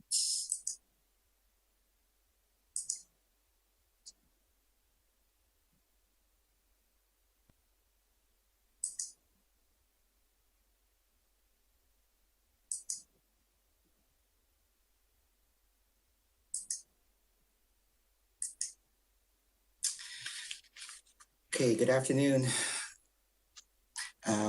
Item R1 relates to application number 29D16DP. The property IDs 024681814. The purpose of the report is to consider a development permit application to update an existing campground to accommodate 38 recreational vehicle spaces with a service building on the subject property. The subject property is approximately 3.05 hectares or 7.5 acres. And the proposed application relates to a portion of the property. The subject property is zoned agricultural resource or A1 and is located within the agricultural land reserve. The use of the property for a campground is considered to be legal non-conforming. And so by that, what I mean is that it was determined that the use was legal non-conforming due to the campground being in existence prior to zoning being introduced to prohibit campgrounds. The campground is afforded continuing protection under Local Government Act. That is why this application is a development permit rather than a rezoning application. So I just want to acknowledge that in reviewing the files, there was a rezoning application that was brought forward back in 2013. Obviously, the property was not rezoned and the file was basically closed. A new file to consider the development permit just for to accommodate the upgrade to the existing campground was made back in 2016. So basically, as a legal non-conforming use, a campground may be operated on the property provided that the extent of the campground is confined to what has historically existed on the property. So looking back through correspondence, aerial photos, it was determined that this general area has historically been used for the campground operation. And so that is why the plan that you see before you is limited to just that area. And so effectively what the applicants are asking for is to basically allow them to go in and upgrade the existing campground so that the RV sites, recreational vehicle sites, are aligned in a logical manner, as well as to upgrade facilities, which would include washrooms, laundry, caretaker suite, and so forth. The catch with non-conforming is not only are you limited to the area that, not only are they limited to the area that was historically being used as a campground, but they cannot increase the type of uses for the site. So whatever they use the site for, that's basically what they're limited to. And so given that the application has changed from a rezoning to a development permit, the scope of the review has changed as well. So previously, this was alluded to in the information that was read aloud earlier in the meeting, questions around why hasn't there been any more public meetings associated with this application? How come there was no notification? Through a rezoning process, during the course of that procedure, those are standard things. The applicant's required to host open houses for the rezoning or the bylaw amendment. Staff is required to send referrals out, not just internally, but externally. If we're just dealing with a development permit, the process is more restricted. And because the focus of the discussion really is around whether or not the application can meet the guidelines for the development permit area. And for this particular site, it is subject to a number of development permit areas, and they include aquatic resource, agriculture protection, sensitive lands, and rural character development. And this is specified in the Cowichan Bay Official Community Plan number 3605. The development permit is required in order to undertake the proposed campground upgrade. And as I mentioned, the scope of the application is really limited to compliance with the applicable development permit guidelines. In addition to the RV campsites, the applicants are proposing service building, which is located in this general area. And they also are looking at a caretaker suite. So they'd be utilizing refurbishing the existing buildings on the site. The remainder of the site would be the individual RV campsites themselves. As I mentioned, the development would be limited to that area, which has already been used or historically been used for the campground. The remainder of the site that you see along here would effectively stay in its natural state. As outlined in the staff report, this application was referred to the Advisory Planning Commission back in March 30th, 2017, and also to the Cowichan Estuary Environmental Management Planning Committee back in June of 2017. And generally speaking, there did not appear to be opposition to the proposed development. Rather, there were comments related to ensuring that the surrounding agricultural lands, as well as the surrounding natural environment, were protected through this process. The applicants have since revised their plans to try and accommodate the concerns that have been raised by those committees. So with that, the development permit itself, should it be approved, would include the plans that are part of this presentation, but certainly that have also been included in the staff report. It would also include a rainwater management plan that was prepared by the applicant's engineer. They would be subject to providing us with a landscape security in the amount of $60,625 based on the landscape plan that you see before you.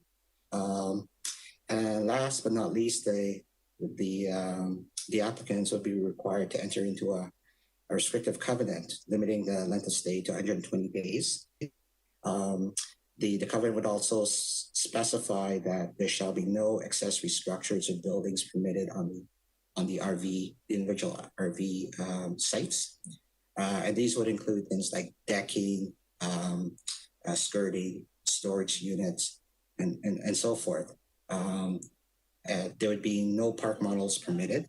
The RVs shall be on wheels with valid license plates, and there shall be signage posted to ensure that the users of the RV site are aware that the length of stay is limited to no more than 120 days within the calendar year.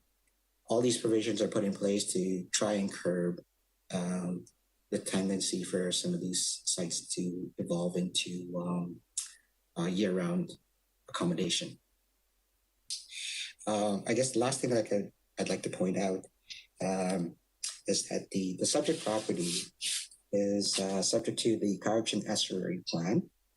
And as such, there is an order in council, 1652, and I was recently reminded of that, dated September 12, 1986. The order in council basically requires that prior to any permits being issued, that the Ministry of Environment approval is required. So with that, should the committee wish to proceed with the issuance of the development permit, a friendly amendment that's been suggested by staff would include that the development permit be issued subject to approval from the Ministry of Environment. With that, I'll open it up for questions.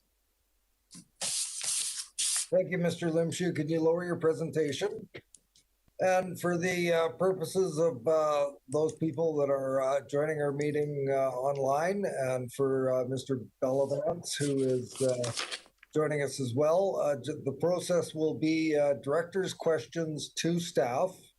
And when we've completed the questions through to staff, then I will ask Mr. Bellavance if he's got anything that he would like to add to what's already been presented in the report by staff, and any questions that may be directed towards you. And then following completion of questions to Mr. Bellavance, I will go to the director of the area to speak first on this item. So with that, I will acknowledge that Director Smith has her hand up. Is there anyone else that would like to pose a question to staff at this point? Okay, I've got Director Salmon and Director Smith. Go ahead, Director Smith. Thank you. I have a question about the legal non-conforming.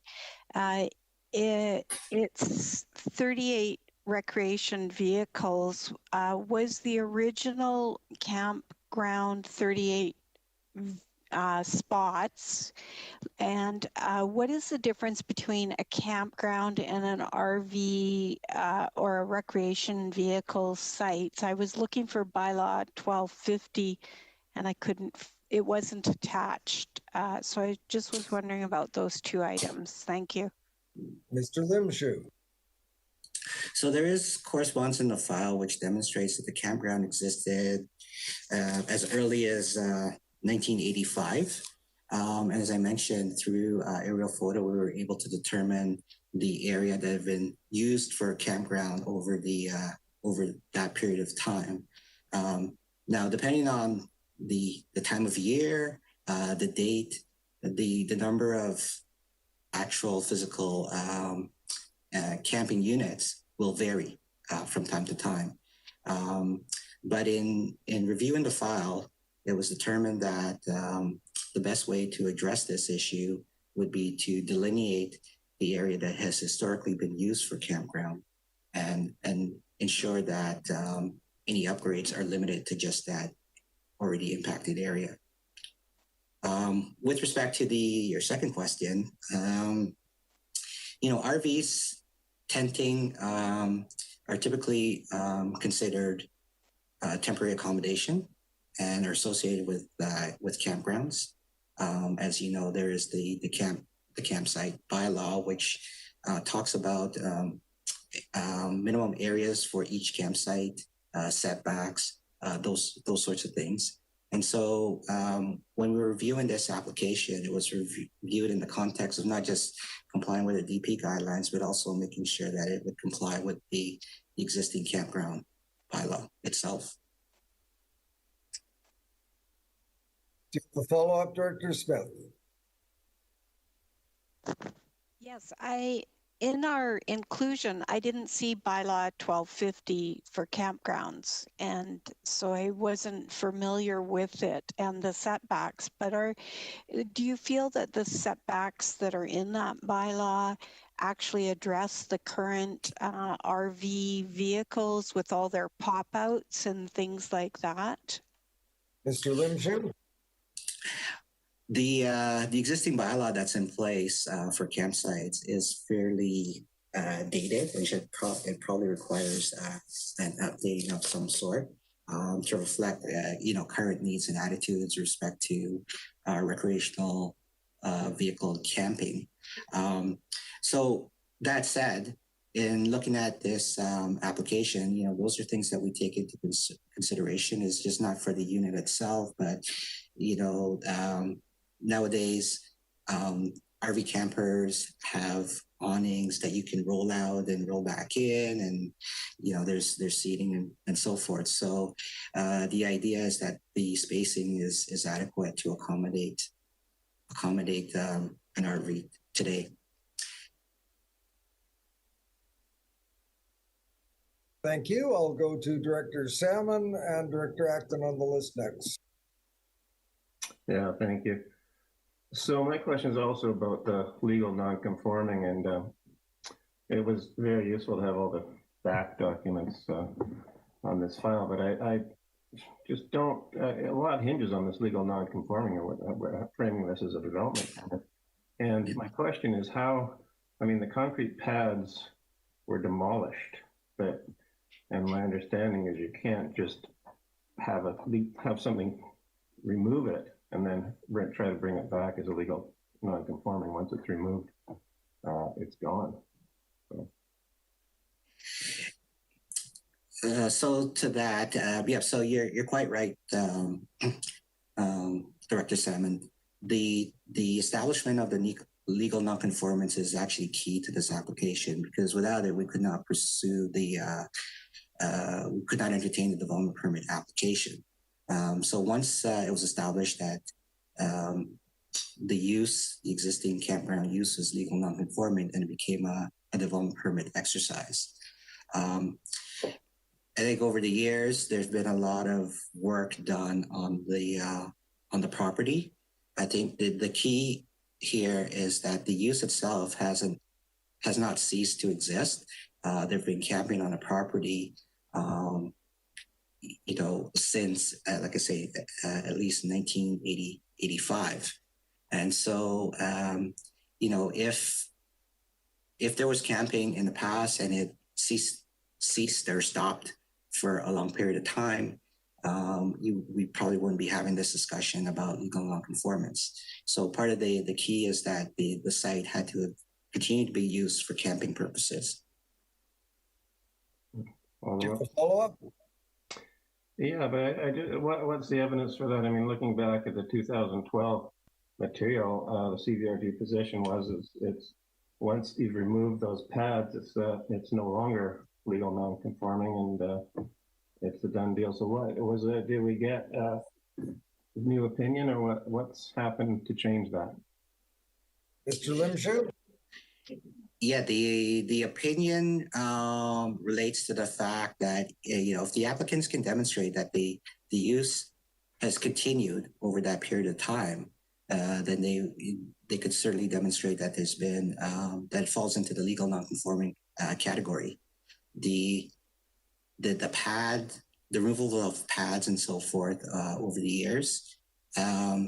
Again, the applicant or the owner has the ability to make some upgrades to their site. I think the key is ensuring that the use itself has been maintained over the site. So you could theoretically, be removing pads over one section of the area while still allowing for camping to occur in another area. And so it seems to me that again, just in reviewing the information, that's what's occurred. I think the previous application, there were obviously concerns about rezoning the entire site to allow for an expansion of the campground use, and certainly reviewing the file, it's very clear that there wasn't an appetite to do that. One more follow-up, Mr. Chair. Please go ahead. Final follow-up. Thank you. So I see we've got an aerial photo, but what evidence do we have that there was continuous camping all these years on this site? Limshu?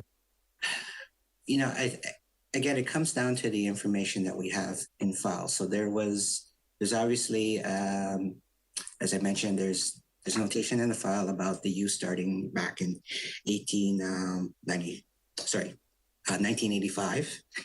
There's correspondence from the Agricultural Land Commission approving the use of the property. As I noted before, the property is in the ALR, and the Land Commission did, through various resolutions, support the continued use of the site for campground.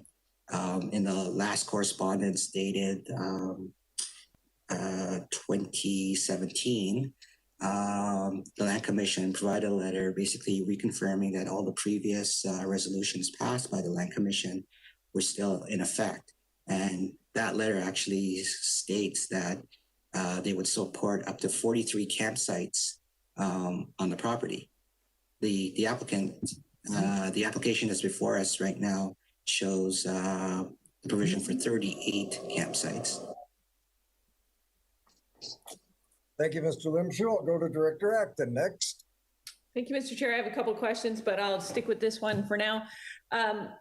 So I did see that there would be no skirting and there would be no decks built around the units.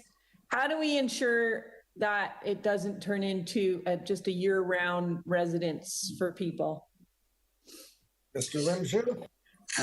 That is part of the reason for these extra caveats within the restrictive covenant to ensure that there aren't any additional structures accommodated. Because typically what happens is you will have those units on site, and over time, someone will add the deck, or they'll add the skirting, or they'll add storage, and eventually it evolves from temporary accommodation to year-round living.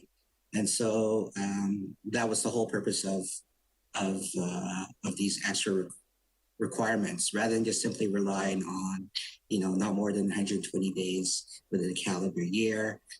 Through discussions with myself and the manager of bylaw, we thought these extra caveats would try to curtail the temptation to have year-round living on the sites. Do you have a follow-up? Yep.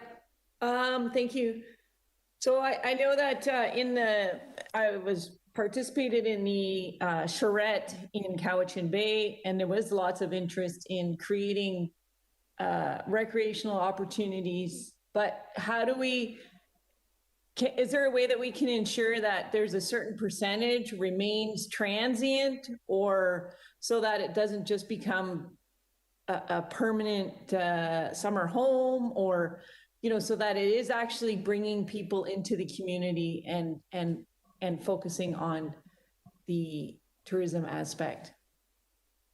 Mr. Limshu?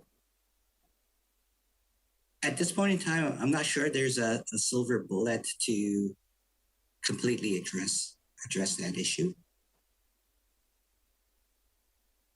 Can we request a certain percentage be transient, like not more than 2 weeks, or so that we have spaces for people? Then that way in Cowichan Bay, they have multiple levels of accommodations. There's a nice hotel, there's an ability to camp or to have an RV. Is there a way that we can put some kind of restrictions on it? Mr. Limshu? I think certainly we can talk to the applicant about it. I'm not sure that it really is a way to ensure that, there's a turnover through the campsite. I mean, the whole premise of the campground is that it is a transient community. Like folks aren't supposed to be living there year round. They'll stop in, visit, recreate, and then move on. I think the other issue is the more restrictions we put on it, the harder it is for us to enforce those requirements. Thank you. Does that conclude, Director Acton? I have a different topic of a question. I'll let it go around. I'll put you back on the list. I've got Director Nicholson followed by Wilson. Director Nicholson, and these are questions for staff. Thank you. This is fairly complicated. It's not because we've got the Cowichan Estuary Environmental Management Plan Order in Council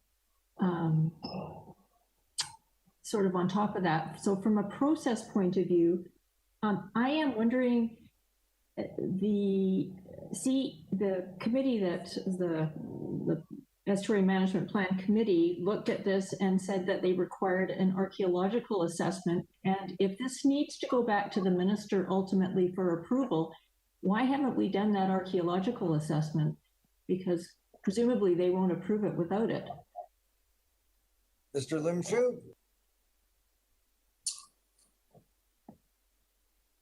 I'm not sure whether or not the ministry will or won't support the application with or without an archaeological assessment. I know that the site has been impacted. The area that we are discussing today with respect to the nonconformance has been impacted over the years, and the owners have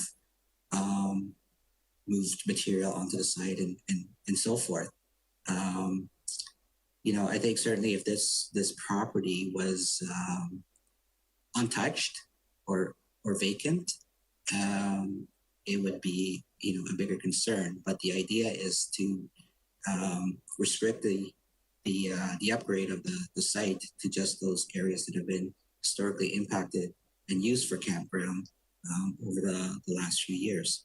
Now, having said all that, you know, should there be additional work on site and the applicants happen to come across archaeological significant areas, they are required by law, with or without an archaeological assessment, to stop work and attend to that issue at that point in time. Do you have a follow-up? Yes, thank you. I just want to stick with this Cowichan Estuary Environmental Management Plan angle for a moment. When I read that plan, which I think it was adopted in '87, and you're telling us that the campsite predated that, but they have in the map with the land use designations, which are they've zoned land use for the estuary. On the map, I think this one is a titled possible mixed use, and we have zoned it agriculture, or how does that work? And then I'd like to follow up on this point. Right. So having not been around when the plan was established, I can only speculate as to why the designation is the way it is.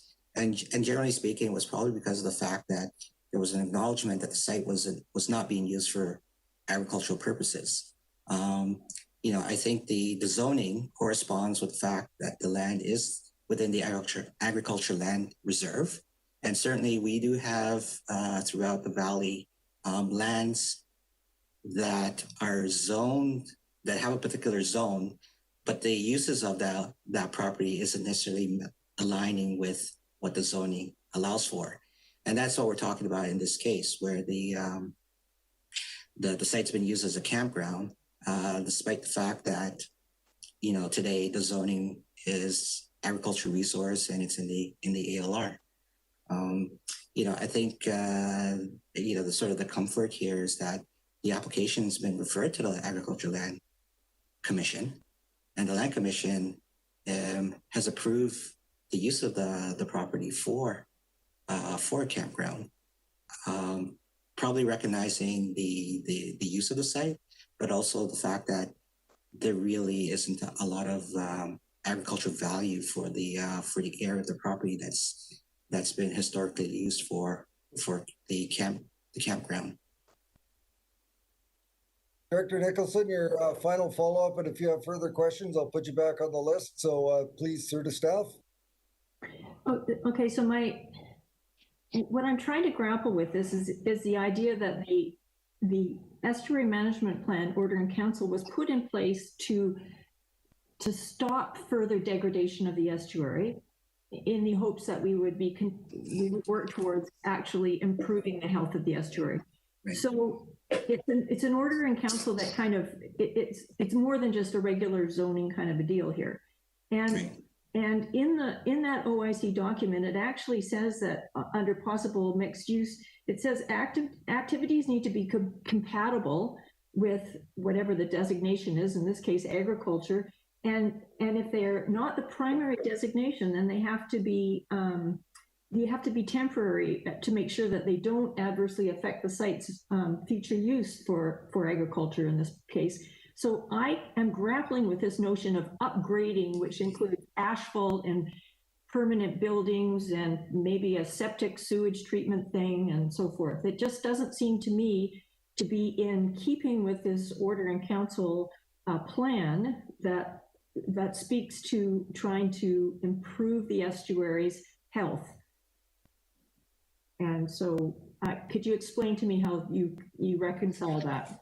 Yeah, I think, you know, if we were talking about a use that was not in existence today, so, you know, if we took the nonconformance off the table, I can certainly understand the perspective that you're coming from. And in fact, I think from a staff perspective, we'd be sharing the same thought.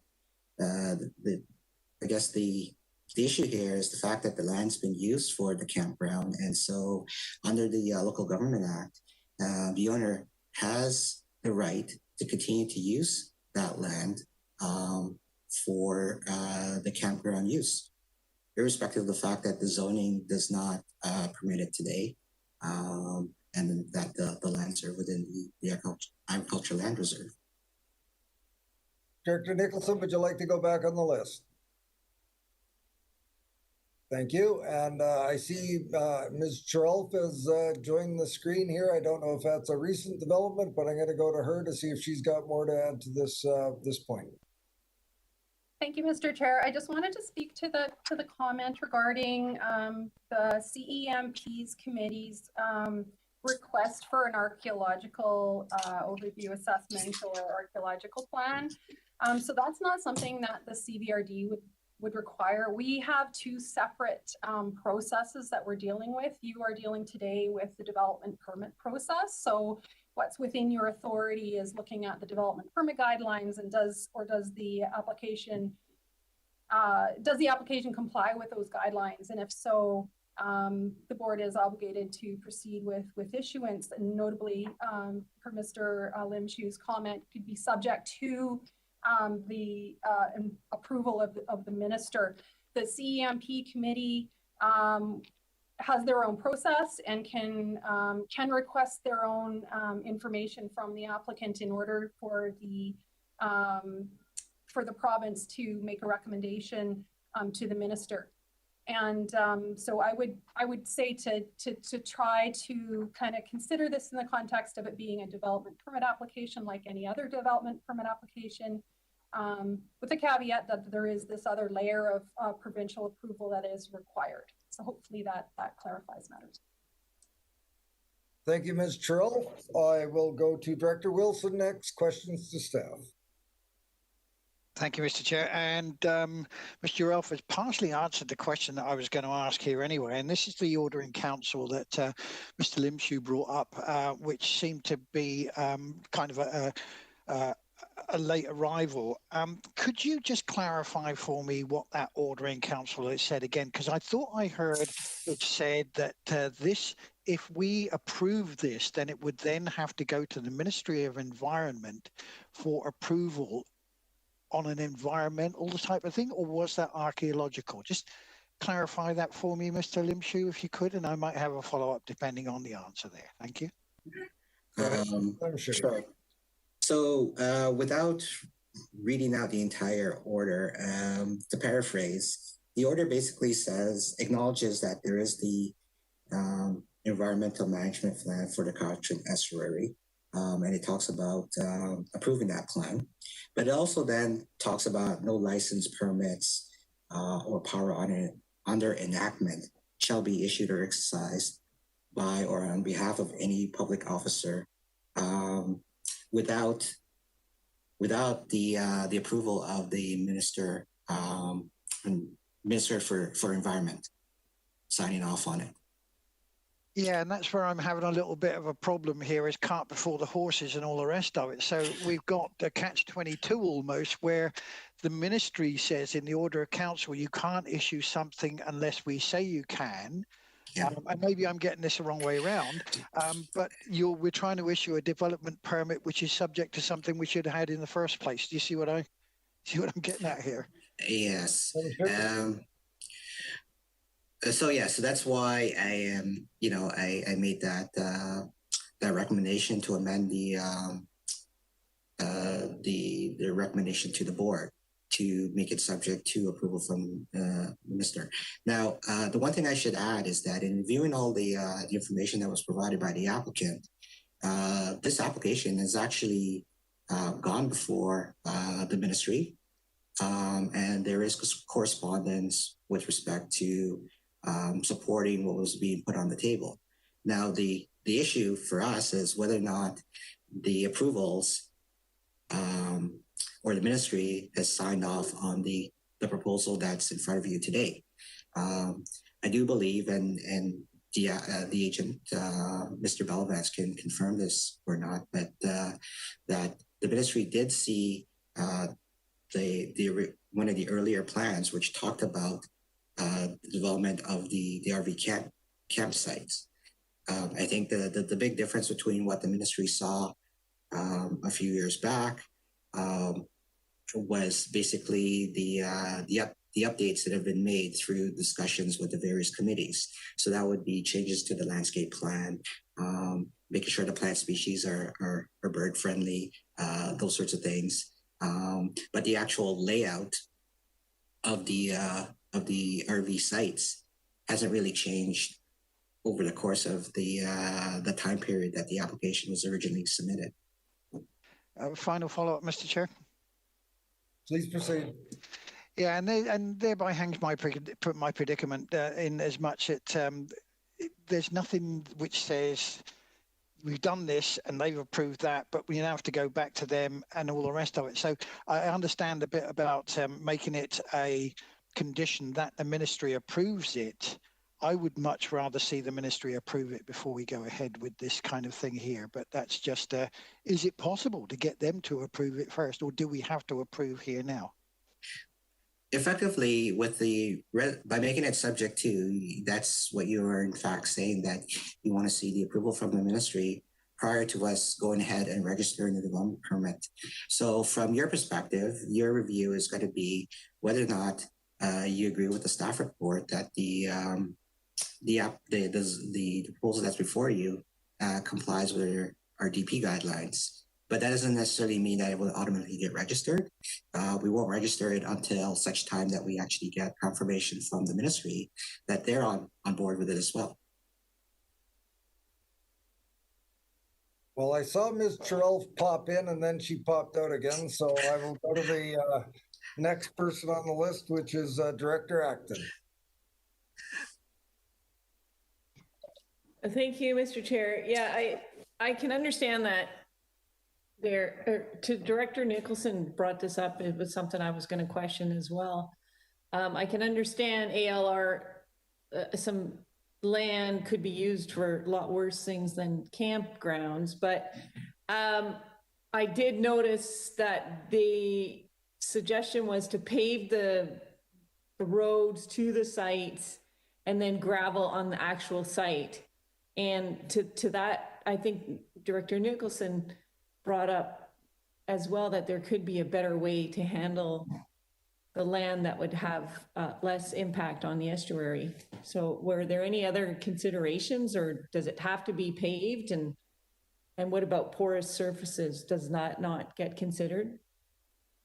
Mr. Limshu?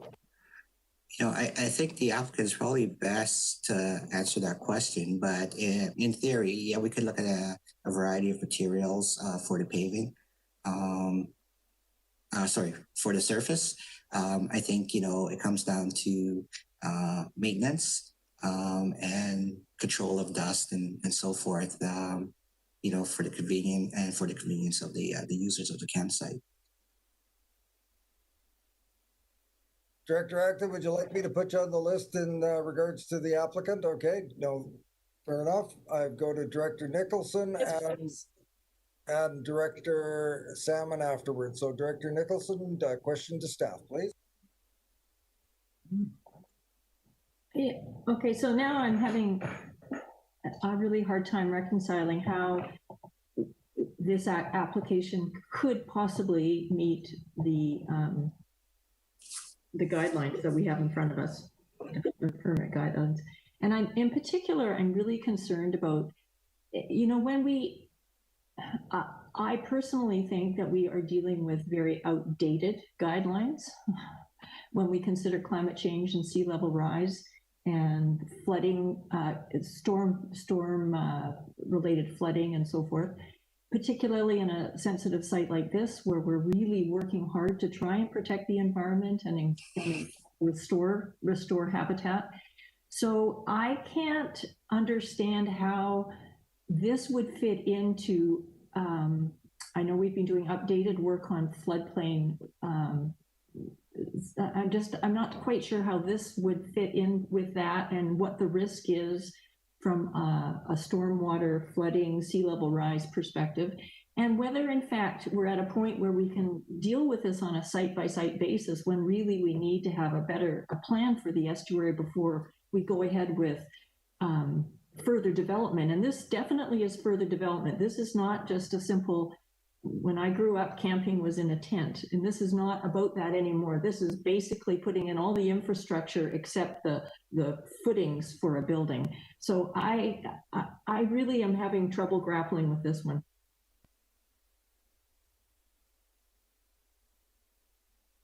Mr. Limshu, I'm not sure there was a question in that, so unless you want to rephrase, Director Nicholson? I would like specifically the staff to address how this is compatible with our understanding of flood management and sea level rise.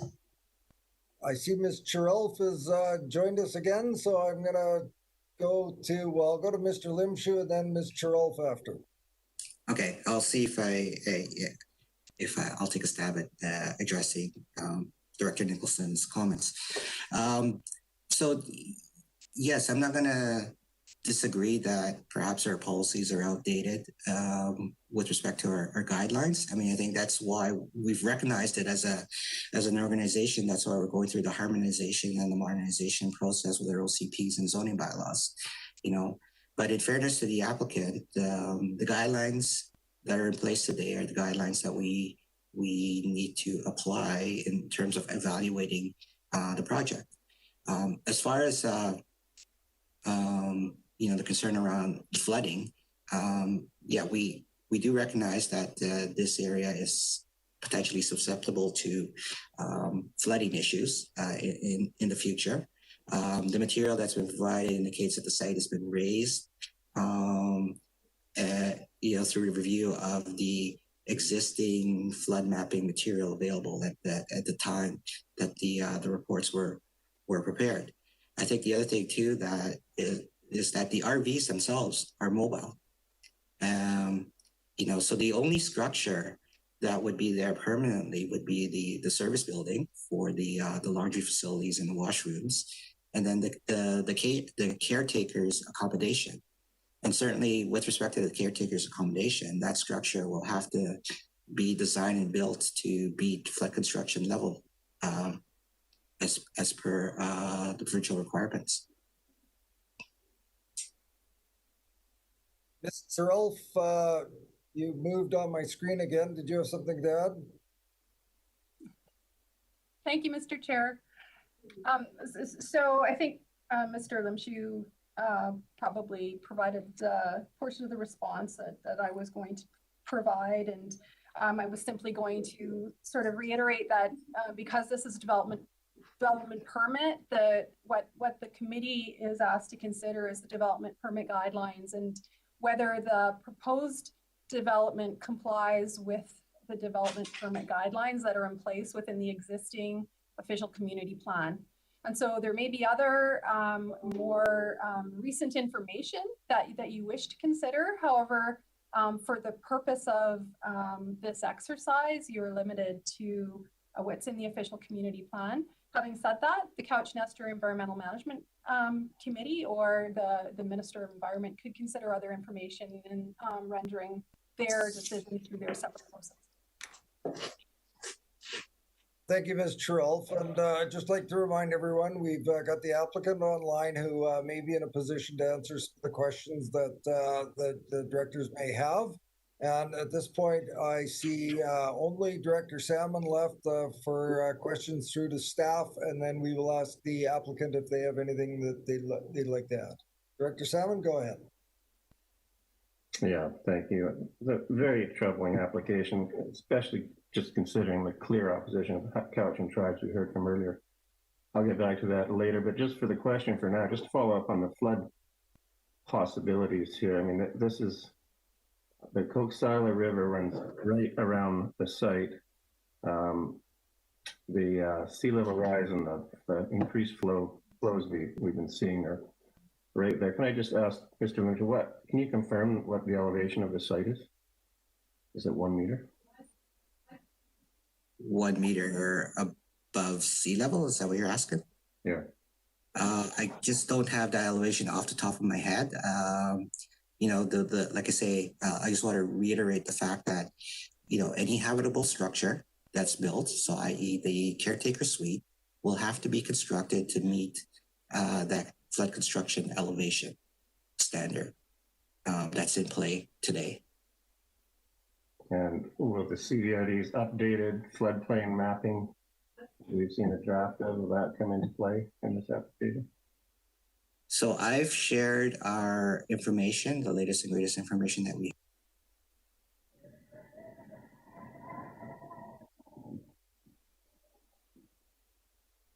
Limshu, you're muted.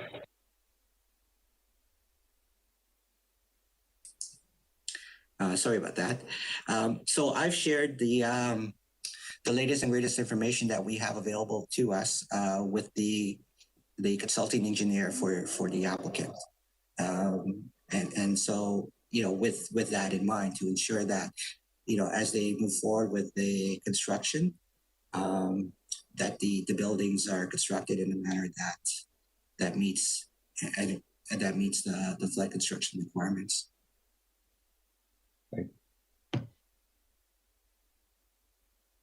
Seeing no other hands up for questions for staff, Director Nicholson, final question to staff. I'm curious as to how you feel that this proposal minimizes impacts on adjacent land uses, and the adjacent land use is habitat conservation, I believe, as well as agriculture. Is that question for staff or for the applicant? Well, I would like to hear from staff because presumably they've assessed this. Mr. Limshu? Certainly. So, you know, again, reviewing the information, the campground that's been in existence over all these years, I guess, how can I put this delicately? It's probably been sort of an ad hoc use in that, you know, again, depending on which area of water you're looking at, there doesn't seem to be, you know, consistent layout. What this proposal does is it provides more coordination and formalization for those campgrounds, so it's better coordinated on site. The other thing too is that it addresses and provides for a buffer around the campground area from those adjacent uses. And again, reviewing the minutes of the committee, the applicant has adjusted their landscape plan and their buffer areas to try and address the comments raised at the two committees with respect to landscaping. I think there's certainly a recognition that, you know, they want to protect the character of the surrounding area, and the fact that there is a trail that is immediately adjacent to the property.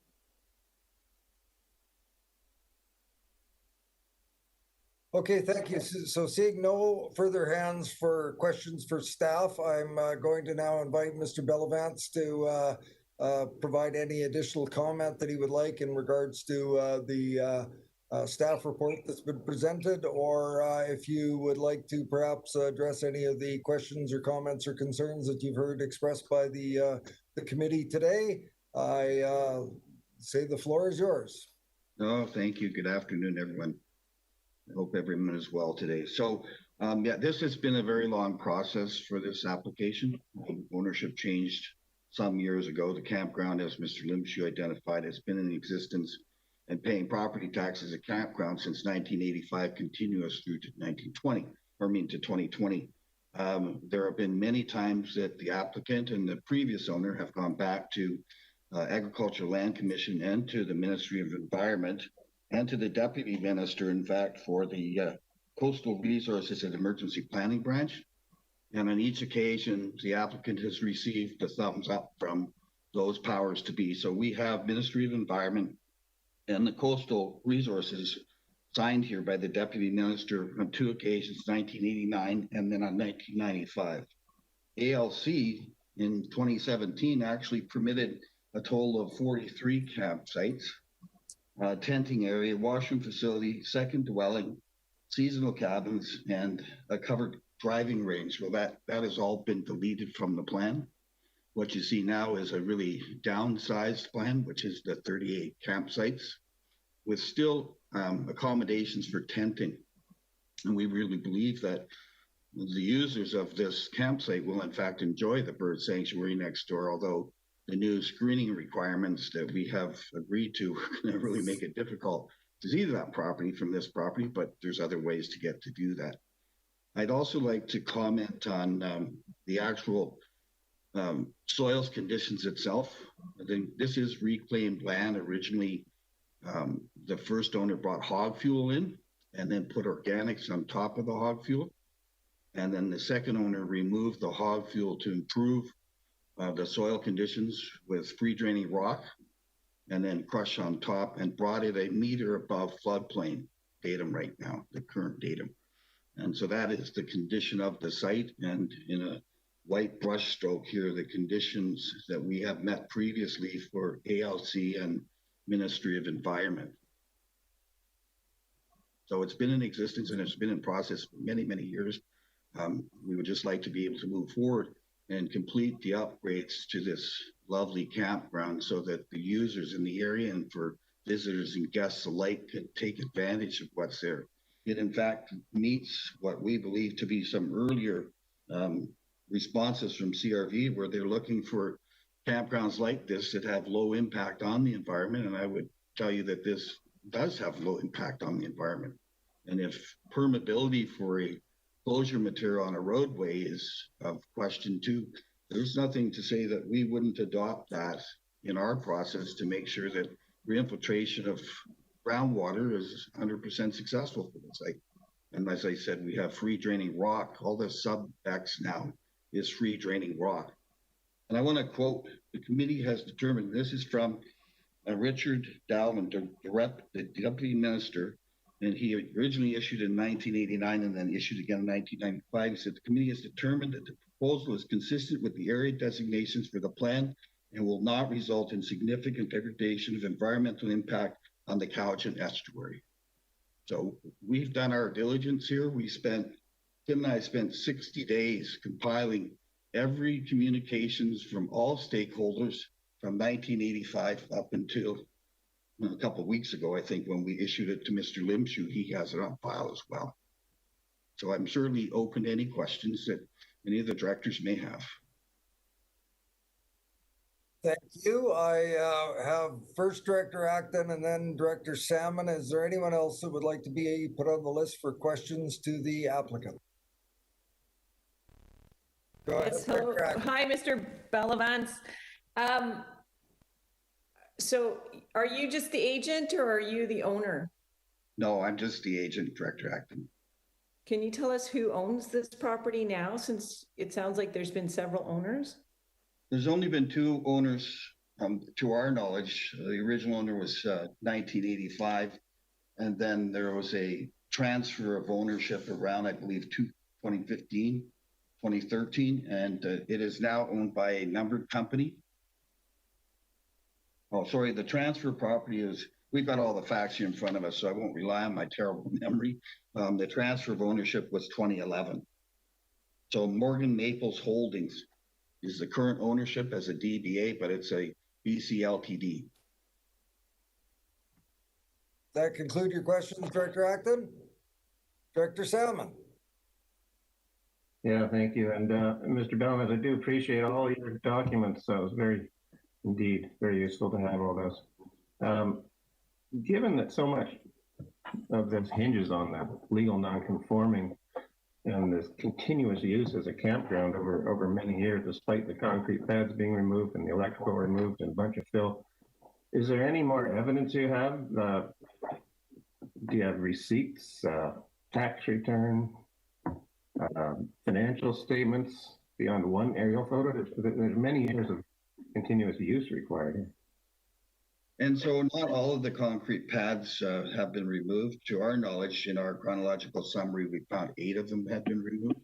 But to your questions, we certainly have financial statements available to us. We have property tax returns and we have income tax statements available. So our ability to support your question exists. We personally don't have that information on our file. Our task was to do the chronological summary and then work with Mr. Limshu to move this through process because it's been stalled for so many years and there's high interest rates that have accumulated on this subject property, but it's never operated as anything else other than a campground. Nothing that we could find indicated any other use. That conclude your question?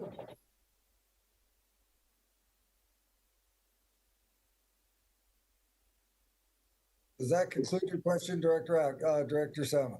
Yes, thank you. Looking around the room, I see no further questions for the applicant, so I will now go to the director for the area, Director Yanni DiNardo. Thank you, Mr. Chair. Through you, I would like to move the staff recommendation with the amendment of the Ministry of Environment. And if I get a seconder, I'd like to speak to it, please. Seconders all around the room. Director, so duly moved and seconded. Director Yanni DiNardo, please proceed. Thank you very much. I received this application. I had to bring back my memory because this has been going on for a long time and it's been 1.5 years that it was held back. And the community has been, they've been completely surprised by it, but I've also received the application on this one for this meeting on Friday.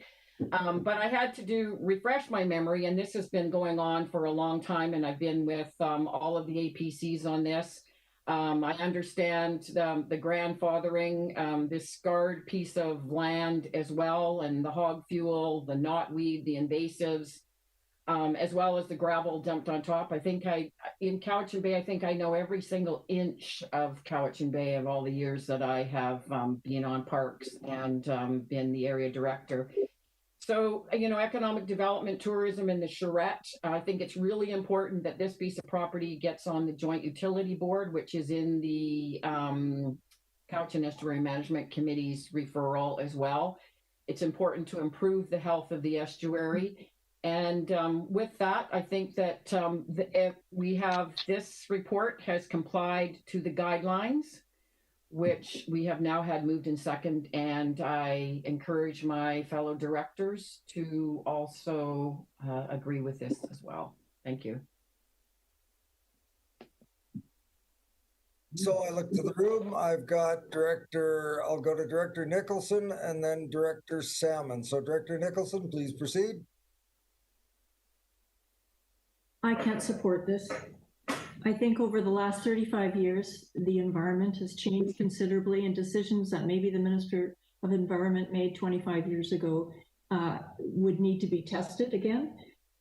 If this had been an eco-friendly, conservation-oriented, light footprint camping experience that was being proposed, along with site restoration, I might be more amenable to it. This is not. This is going in the wrong direction for the estuary.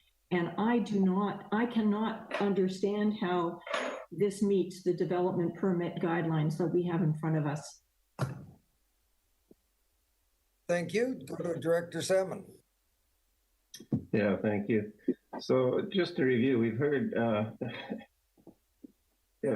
strong public opposition already in the limited time we've got lots of unanswered environmental questions, and we have clear opposition from Cowichan tribes, I do not see how we can proceed this on a very narrow development permit basis without public input and public feedback. I think as a first step, the hinging of it, as far as legal non-conforming, I would move that we refer this back to staff for a full report and then some understanding on the legal non-conforming and the continuous use in closed session if need be. But if I can get a second, I would move that.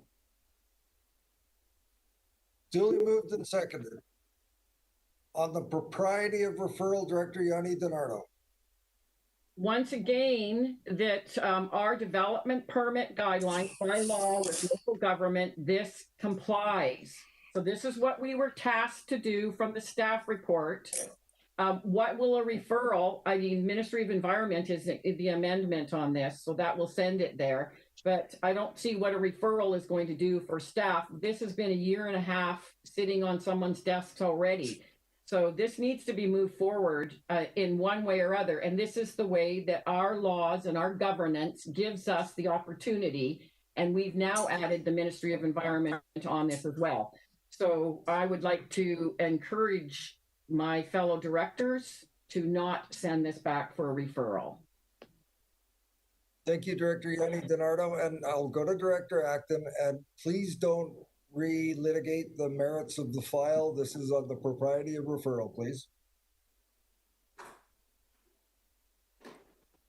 Well, I think a referral might be an interesting concept, because then at least we could have a conversation with Cowichan tribes. I understand that at this point, they don't actually have any jurisdiction in the development permit, but as a courtesy, it would be nice that they understand the whole application. I can see that the application was very thorough, but it would just be a slight delay, I think, in the process. Director Acton, I hate to step in and suggest that it's kind of ultra vires to suggest you refer it back for legal opinion on the non-conforming, but say go talk to our friends next door.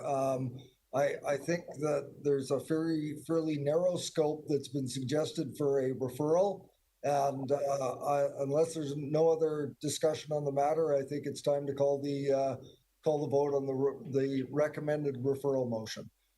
Director Acton or Director Salmon, I'll go to you, but please, on the propriety of referral, whether or not this should be referred is the question. Okay, I just wanted to read an excerpt from our own legal report. It is not lawful to replace a structure in which a lawful... Hang on a second here. Are you reading information that should be held in closed session? No, this is from the public. It was on our agenda today.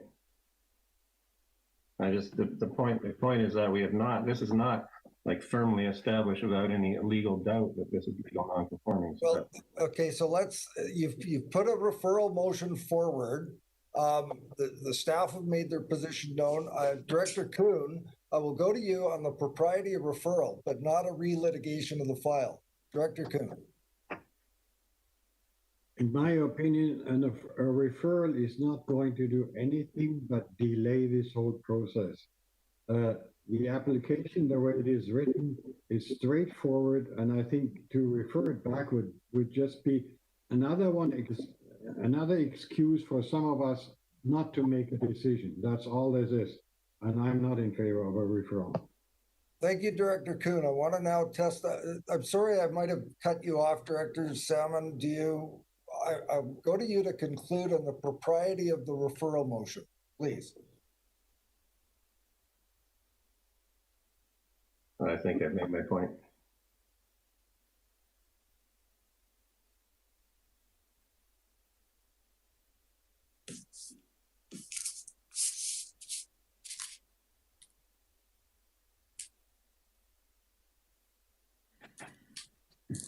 Mr. Chair? I'm sorry about that. I didn't have my space bar held down. I'm now going to call the question on the referral to staff for legal opinion on the status of the legal non-conforming. I'll now call the question. All those in favor? All those opposed?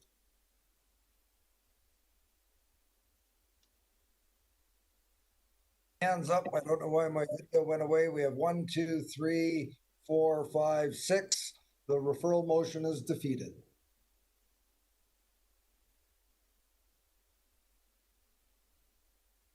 Not sure why my video keeps dropping out, but I've looked to the committee. Are there any further discussions on the motion on the floor? And the motion is the staff recommendation, which is that it be recommended to the board that development permit number 29-D-16DP for the PID in the recommendation be issued, subject to the approval of the Ministry of Environment. I will now call the question. All those in favor? Are there any opposed? We have Director Nicholson, Director Salmon opposed. The recommendation is carried, and it will go through to the next board meeting. Which date, Ms. Harrison? November 12th, Mr. Chair. November 12th. Thank you. It's been in excess of an hour since we stretched our legs. I think that was a long one. Let's come back at 4:30. Thank you, everyone.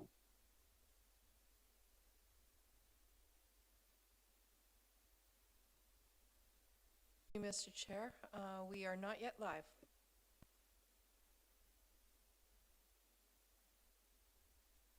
We are now live. Thank you for that. Welcome back, everyone. We are now on to R2. It's an information item from the Community Planning Division, and I gather Mr. Limshu will be introducing this for us today. Mr. Limshu, or Mr. Tippett. Welcome, Mr. Tippett. Floor is yours. Thank you, Mr. Chair, and hello to the committee. I don't have a presentation to go with this report. It's just a summary report in response to a previous request of the committee to do a little bit of work into examining possible interim changes that we could make to our own bylaws that might be supportive of conservation of water in the Cook-Sila watershed. When writing the report, we went through a few iterations of the report. Originally, there were going to be some options and so on, and we decided ultimately what we should do is just provide an information report.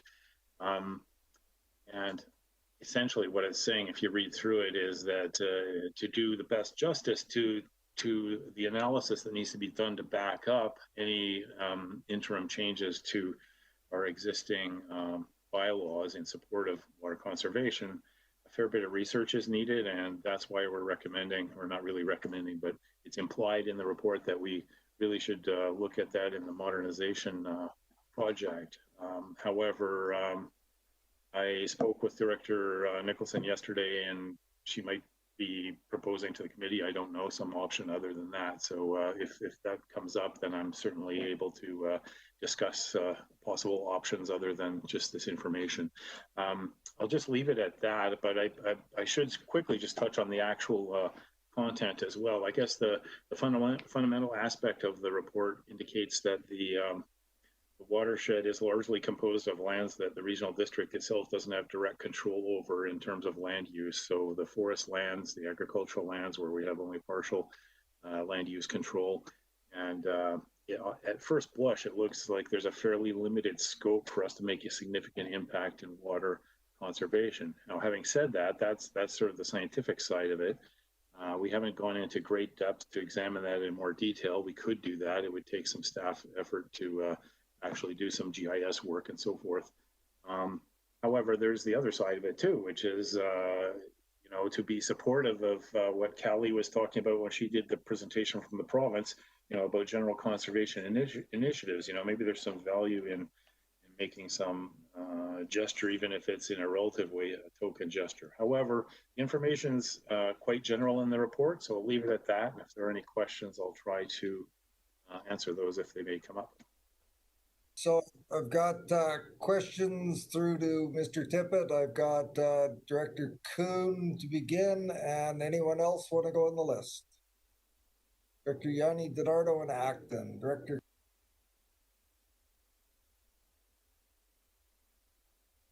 Well, reading the report, I mean, I realize that our committee kind of initiated this, but reading the report, it occurred to me that I even question our request that we made, because reading the report, it's so simple. We don't have much influence over the estuary part. The paragraph that reads here, the table demonstrates that the Coxsala watershed is not an area of significant growth. Further, engineering services staff note that there has not been any significant growth in the lower end of the watershed proximate to the more vulnerable aquifer, with the majority of the watershed area being forestry, agricultural, or park zone. There is not much left to develop. So my question is, why would we even look at this? Where is the burning necessity? In the last several meetings, all we hear is Coxsala, Coxsala, Coxsala. And here this thing is coming up. The report, as far as I'm concerned, is pretty useless. It's a general report. We had all that information. We know there's not much to be developed down there, and nothing has occurred in the past. So what are we trying to do? Are we trying to now initiate a deeper study to get more into the Coxsala, see what else can be done? I think it's not part of our strategic review.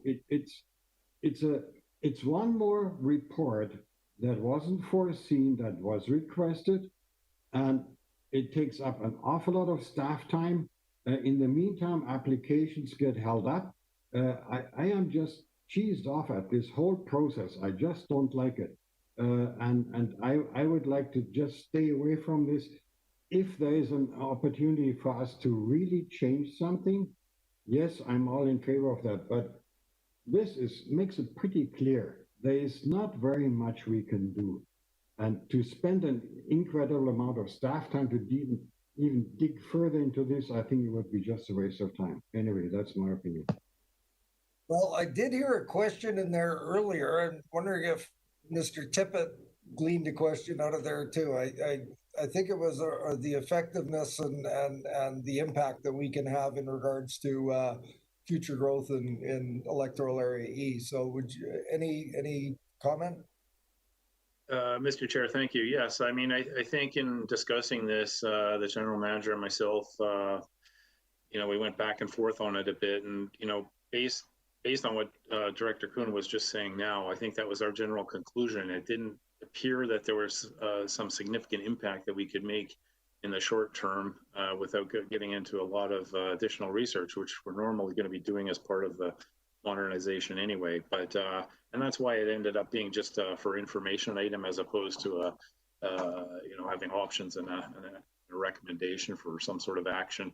But having said that, the committee can take it in any direction they want, just receive the information or actually come up with something else, I guess.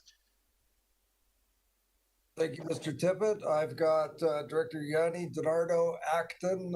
So Director Yanni DiNardo and Nicholson after that. Thank you, Mr. Chair. It's not really a question to staff. It was a good report. Mine is that our strategic plan, when we talked about electoral area services, is to get our work done and focus. And I think that we get off.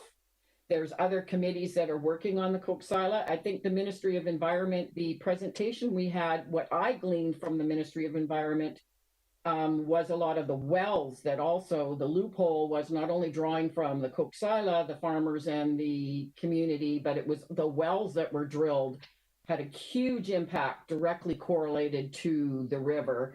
And I know in Lambourne, in Area D, we put in meters for our well and really work on conservation. And we have the water function.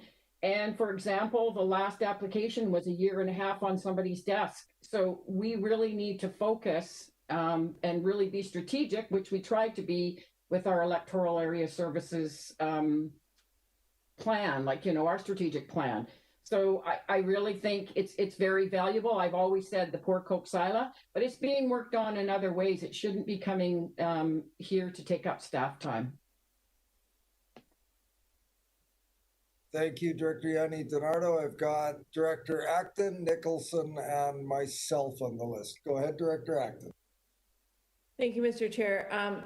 I completely disagree. If this is work that we're going to do anyway, there are ways that we can actually put some pressure on, or relieve some pressure on the Coxsila by ensuring that there's no development that happens in those areas. And we're going to be doing that eventually. It's just a matter of doing it a little bit earlier. And it is extremely important. There's hundreds of people that contact me, and a lot of them are in Cobble Hill. This is, and a large group of them being the Kingburn Association. And this is how this request came about.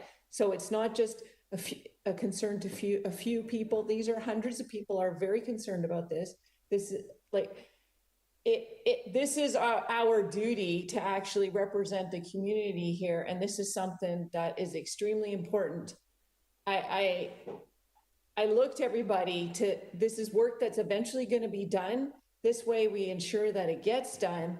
And in the process, we ensure that there's no extra development that happens. And looking at the report, there are lots of areas where we can actually make a difference. Yes, there's agriculture and there's forestry, but there's other avenues mentioned in the report that can be further explored. So I hope the committee will refer it back to staff for more information, but I will let others speak. Thank you, Director Nicholson, please.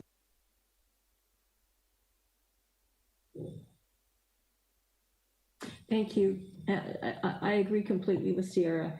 You know, really, when you think about it, this is about getting back to basics, our basic core responsibility, which is land use. And granted, the Coxsila is a complicated issue. The ecological nature of the watershed means it's especially challenging from a water perspective to manage. But, you know, the Coxsila watershed, we have significant economic, food, and community values on the line. And everything's connected. And yeah, everything's connected. So we all have to do our part. And our part is the land use part that we can control. And I don't buy anymore. I really challenge this concept that, well, we don't have much influence on land use because a lot of it is agriculture and a lot of it is forestry. Well, that may well be, but we should explore and do to the utmost what we can do with what we have, the tools in our toolkit. We've disturbed 98% of the watershed one way or another. So restoration of the hydrology is going to be critical at this point. And with the added pressure of climate change, it's a huge challenge. The regulations that we're using to influence land use, I don't think that we're maxing out on what we could do. We have the riparian regulation. Well, that's a minimum standard.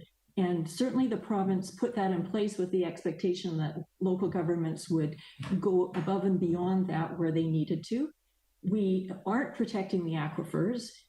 You know, we haven't anything meaningful in place about water conservation. And particularly on new builds. And while we might not be growing quickly, we are growing, and every drop of water counts at this point in the summertime when we're running short and farmers don't have enough to irrigate. It's critical. Now, Cowichan tribes in the province are embarking on the sustainability planning process for the watershed. So yes, there's hopefully going to be work done, and it's a huge opportunity from a reconciliation perspective, as well as this first case for testing the tools under the new, it's not so new anymore, Water Sustainability Act. No one's ever done a water sustainability plan in the province. And so we're being watched, and this planning will only work if we take a whole of watershed approach. everyone doing their part to max out solutions. So the CVRD needs to be seen to be taking this seriously and doing what we can with the tools that we have to help. And so let's get on with it.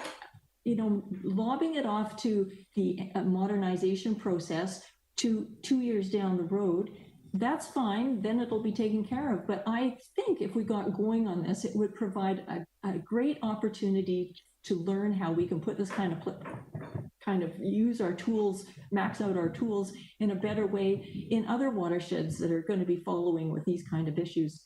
So on the notion of the amount of research and work it's going to need, I don't think it will actually take that much work. The Coxsila Watershed Working Group, with a lot of support from the CVRD, has over the last few years commissioned a very comprehensive watershed assessment.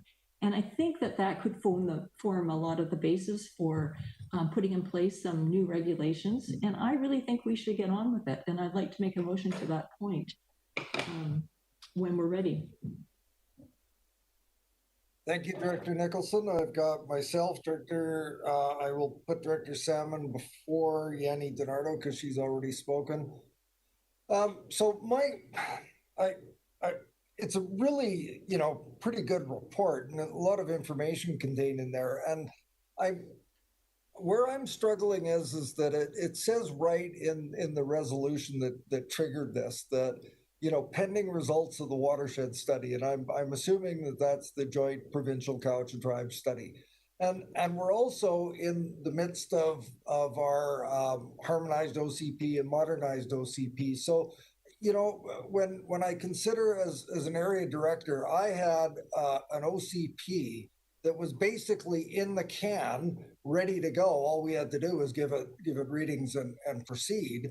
And I had a modern, ready to go OCP for my community. So it's a case of, this may be timely work, but there's other work that's going on, and it's throughout our corporate strategic planning process and the likes.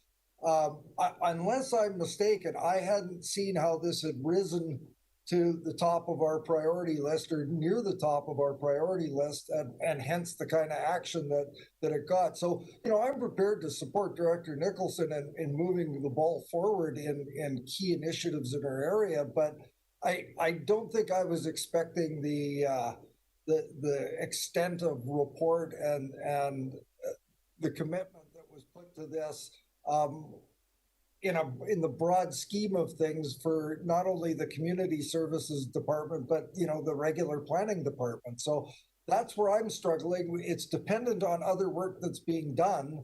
And I thought we had other priorities that were key. So I'll just leave the comment at that. It's an information item. I'll go to Director Salmon, Yanni DiNardo, and then Kuhn. So Director Salmon. Go. Yeah, thank you. So I agree with not much to say. My only point was, yes, great, but specific actions that I'm not, it says for information, but I think if Director Nicholson has a motion, I'll just wait and wait for that. Thank you. Director Yanni DiNardo. Thank you, Mr. Chair. I don't disagree with Director Acton or Director Nicholson that this is really important and every drop of water and all of that. What it is that we had a strategic plan. We talked about this. This is moving forward. It is even moving forward with the Coxsila group. And now we're not sticking to what we said we were going to do and stick with our plan and not make even staff confused when we do these kinds of things. So I think it's important that we really think about what this strategic plan, our staff, the capacity, what we need to do. It's not that anybody's against it. Don't think just because of this discussion it's against. And there are other watersheds, and there might be other ones as well that we might have to go off and do that one too. But I think that it will be looked after. It is being looked after, and I don't think it should be put into, unless the staff can show otherwise, that there is capacity and there's, we can put this in a work plan. Or I'm not sure what Director Nicholson's resolution is.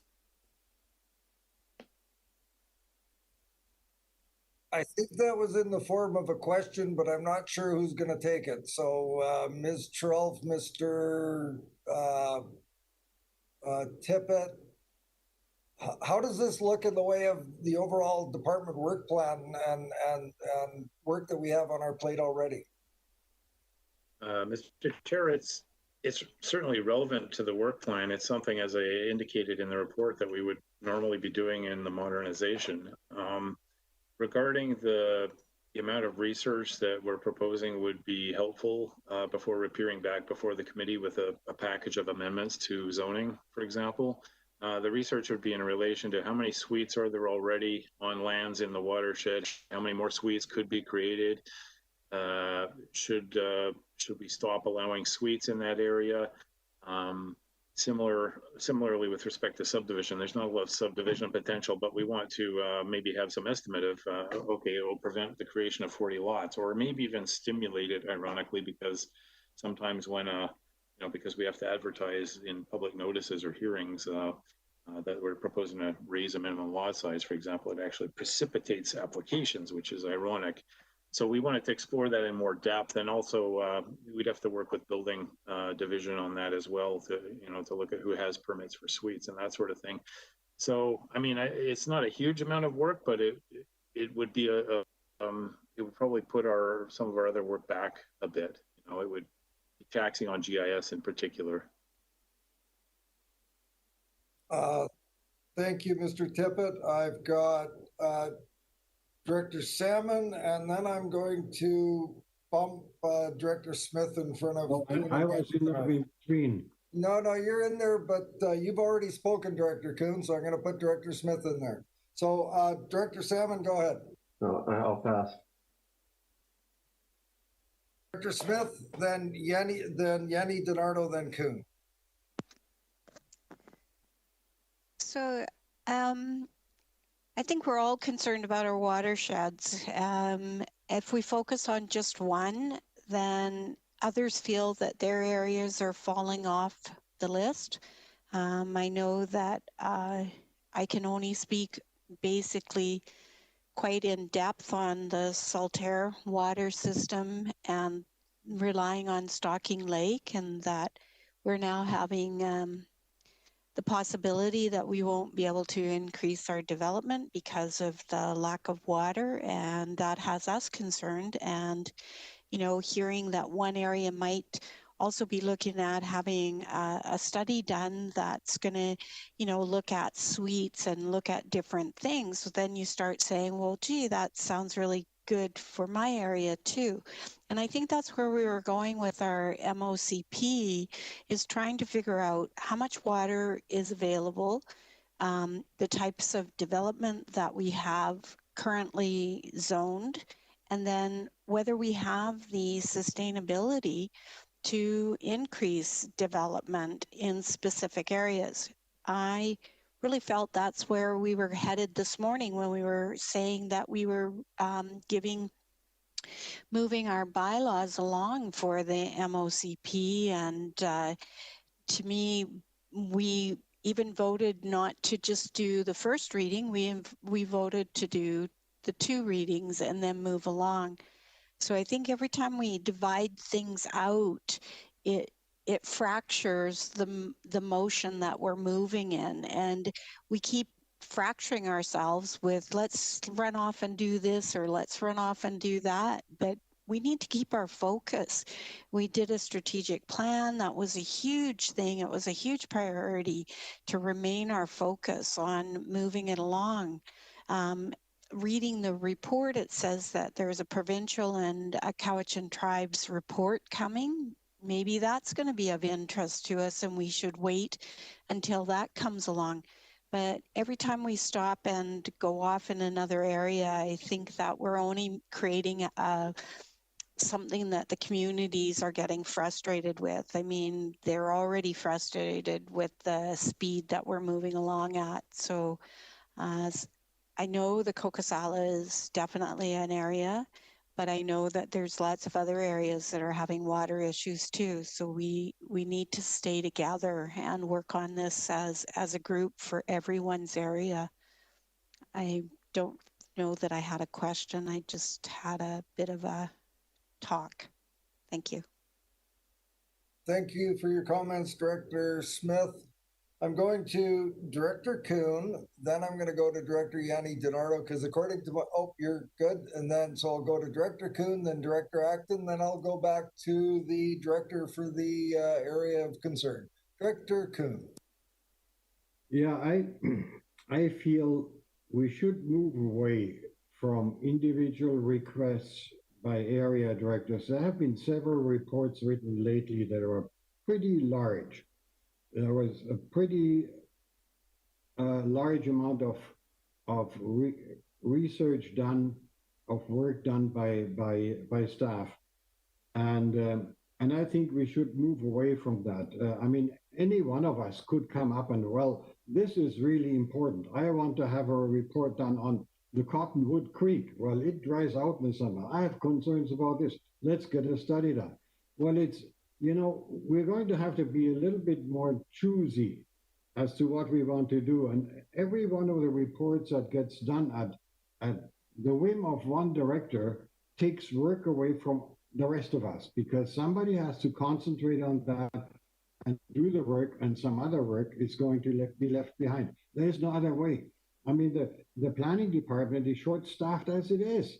It's been short-staffed for what, over 2.5 years? And now we want to come with separate reports that we want to have written. And at the same time, we want to do the strategic plan. At the same time, we want to all the stacked up applications process. We're dreaming. We want to get all this done and then still have a staff shortage. So I just can't agree with it. I think we should step away from individual requests. If it fits into the strategic plan, fine. If it comes up as that anyway, that is, yes, we'll deal with it. But I am just so against individuals coming up and say, well, I want a study done on this.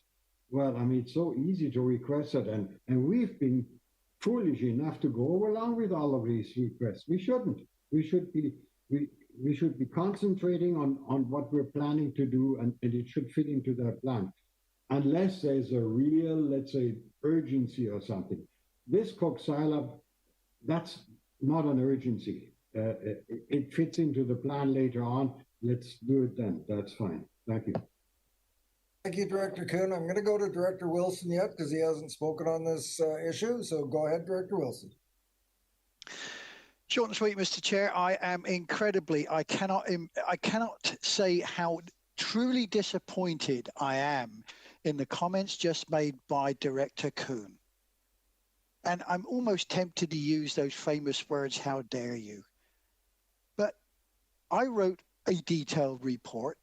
It took me a long time, but it was something which was dear to my heart, and it was dear to the 17,000 people who feed off my aquifer. And for somebody to stand up here and say we should concentrate on this and concentrate on that and not bring this forward really irks me. Really irks me.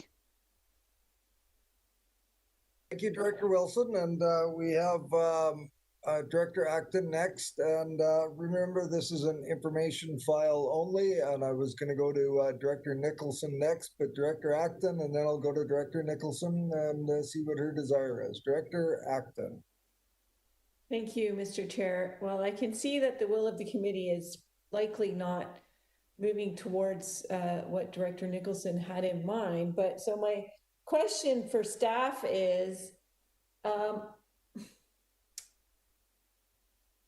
how do we ensure that we don't have any applications come forward?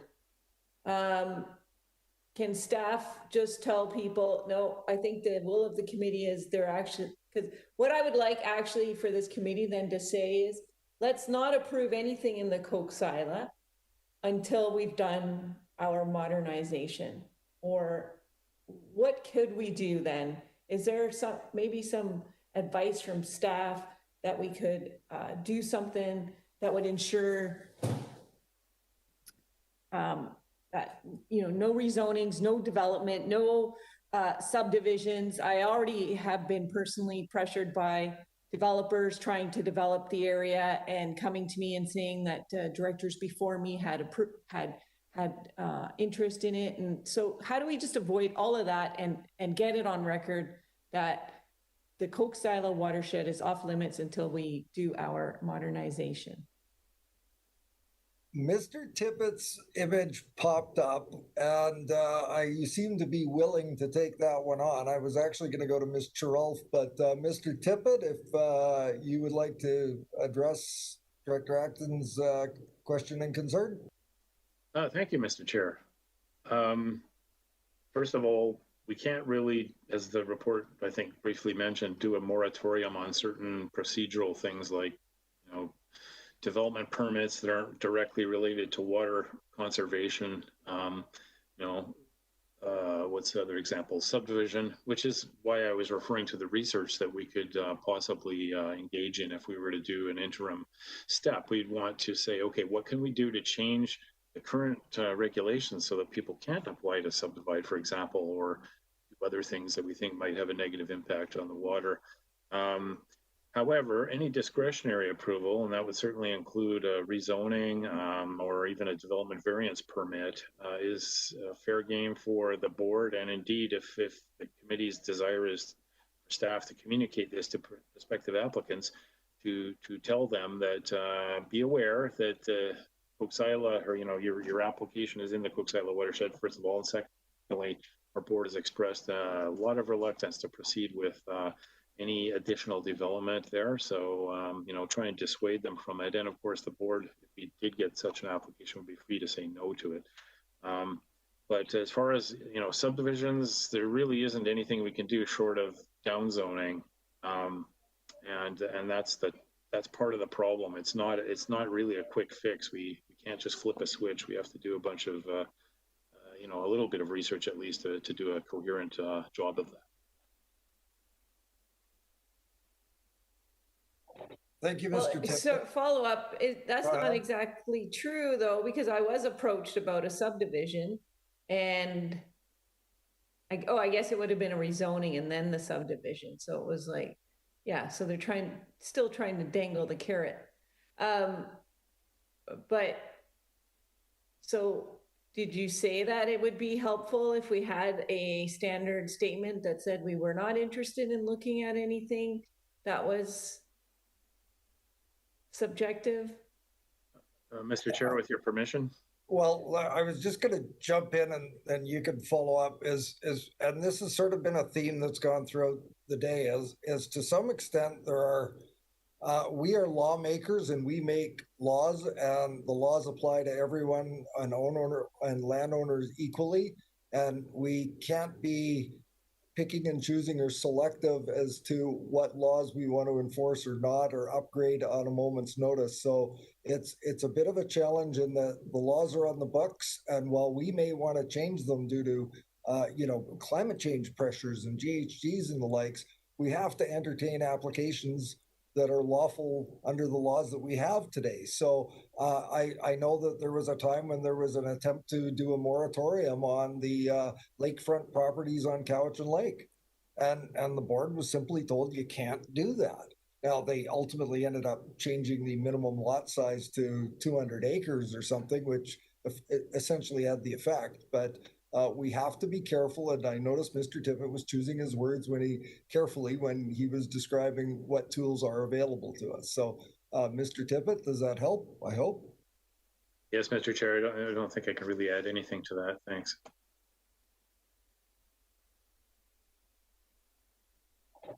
Any other questions for staff? I'm going to go to Director Nicholson. Director Nicholson, please. Well, just on that point, could you clarify for me then, should we or should we not put forward a motion that staff communicate to potential applicants that the board is very concerned about water issues in the Coke-Silo, and until there's a plan in place for dealing with that, we're not particularly interested in looking at applications?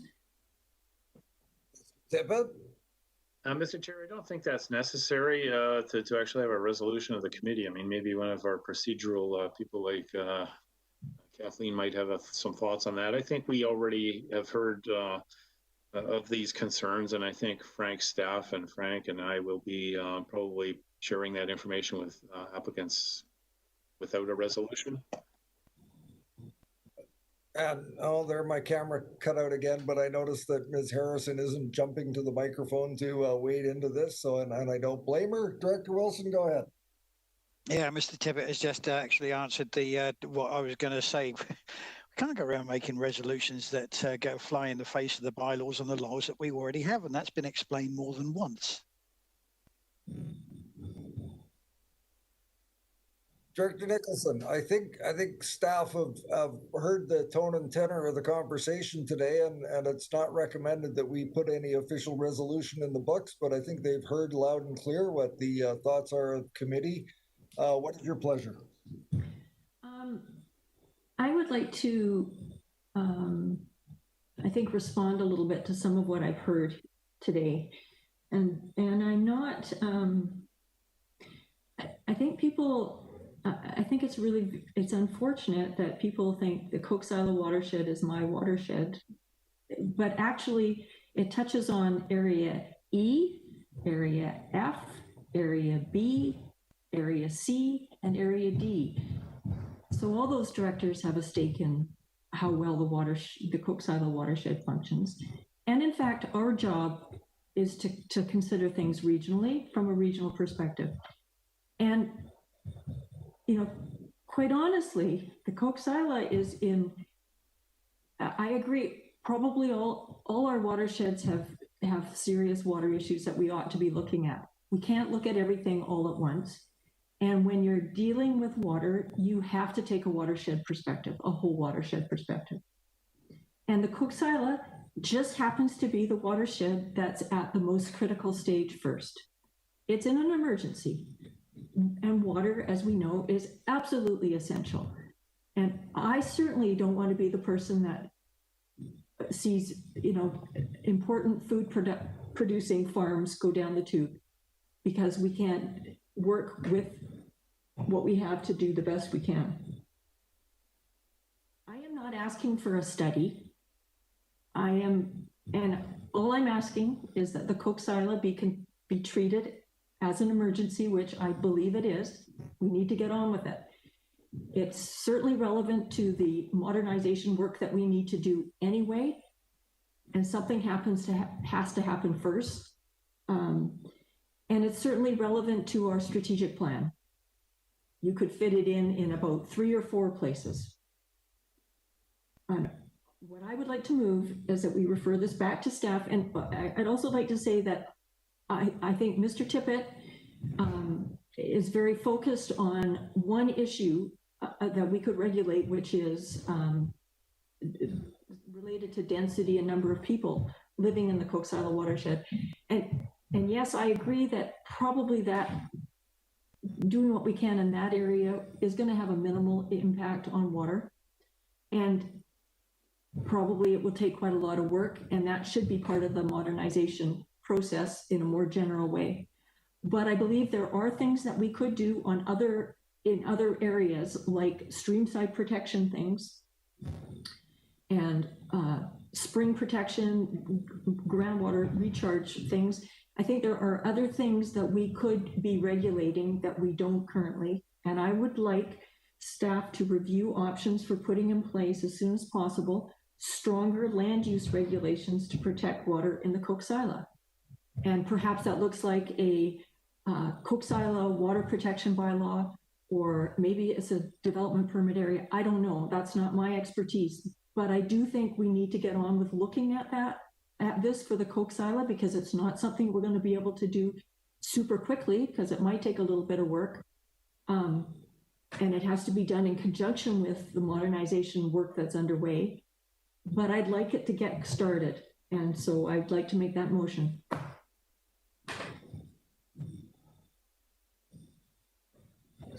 Seconded by Director Salmon. So just for clarity for the committee, I understand the intent, and I guess where I'm not clear is where this fits into the the general framework of work that's already underway. So we're doing HOCP and MOCP. There's the joint report with tribes in the province. And, you know, it's almost like I need a visual of sort of timelines and where this work would be done and how it would be fit in, because obviously the director for the area and for all of the watershed, for all of us that are touching the watershed, you know, we do have these concerns. I just want to ensure that we can move this forward. We can cooperate on moving this issue forward, but not to the detriment, as spoken by others, not to the detriment of other areas. So there's work being done on the modernization. There's this other report being done.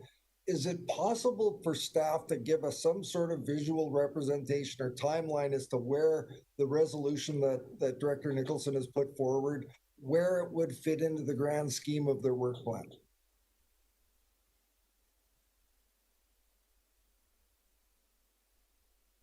Mr. Chair, is that an invitation for me again? Well, it was an invitation for somebody from your department, so I guess that's you. Okay.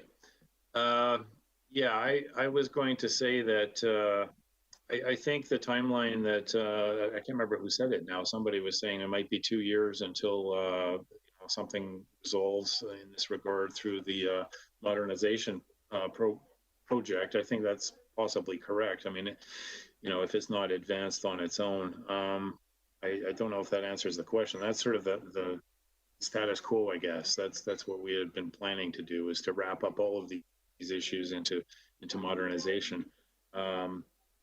The reason I was focusing on you know, existing land use regulations like density and subdivision is those are the easiest things to deal with. Creating a new development permit area for groundwater protection is a whole other kettle of fish. That probably would require a lot of research to get it right and to know exactly what to do. I don't know that we have a good model for that right now that we could just apply to the area elsewhere in our region. I wish Coralie was online. I don't see her, and if she had been here, I would have asked whether you know, what her thoughts were on that. But as far as I know, that would be something entirely new. However, again, it probably would come out of the modernization program. If we are asked to do that in advance, it could be a fair chunk of work. I'll leave it at that. Maybe Ann Cheryl has something to say about this. I don't know. I've just seen Mr. Carruthers' window pop open, so I think where'd he go? There he is. Mr. Carruthers, do you have any comment on our discussion? And maybe I'll go to Ms. Cheryl after. Yeah, thank you, Mr. Chair. And I was sitting there listening to the conversation and trying to come up with a solution. And I think, Mr. Chair, you pretty much nailed, I think, an approach forward. I think it's reasonable that staff would sit down and kind of lay out a plan as to how this dovetails into the existing work that's already underway in the Coxsila, as well as the harmonization and modernization of OCPs. And in doing that, be able to identify some of the low-hanging fruit, some of the longer-term objectives, just so that you have an idea of how it fits in. This is a really complex matter, and I would really caution about going forward in limiting development and limiting applications without a good solid plan and a rationale behind it. And so, in spite of the challenges that the watershed faces, you know, property owners deserve some certainty as well in terms of knowing what the ground rules are. I'd also suggest that you want to take a risk-based approach to this and be looking at, you know, where your efforts are being expended should be on where those highest levels of risk are. And I think that could be part of the equation. But I think if you wanted to sum this up, I think your recommendation was very good. And I think staff, I'll speak for Ms. Cheryl and Mr. Tippett, that we can pull that together for you. Just quickly, the resolution that's been put forward would be sufficient for you to go ahead and do that work? I would have to revisit the resolution again, Mr. Chair. Director Nicholson, did you happen to write down those words of wisdom? Oh, look at that, Ms. Harrison did. So, Ms. Harrison, what have you got for a resolution that's been moved and seconded? Thank you, Mr. Chair. That the report number R2 from the Community Planning Division regarding interim planning for the Coxsila watershed be referred back to staff for, to investigate options for stronger regulations for protecting water in the Coxsila area.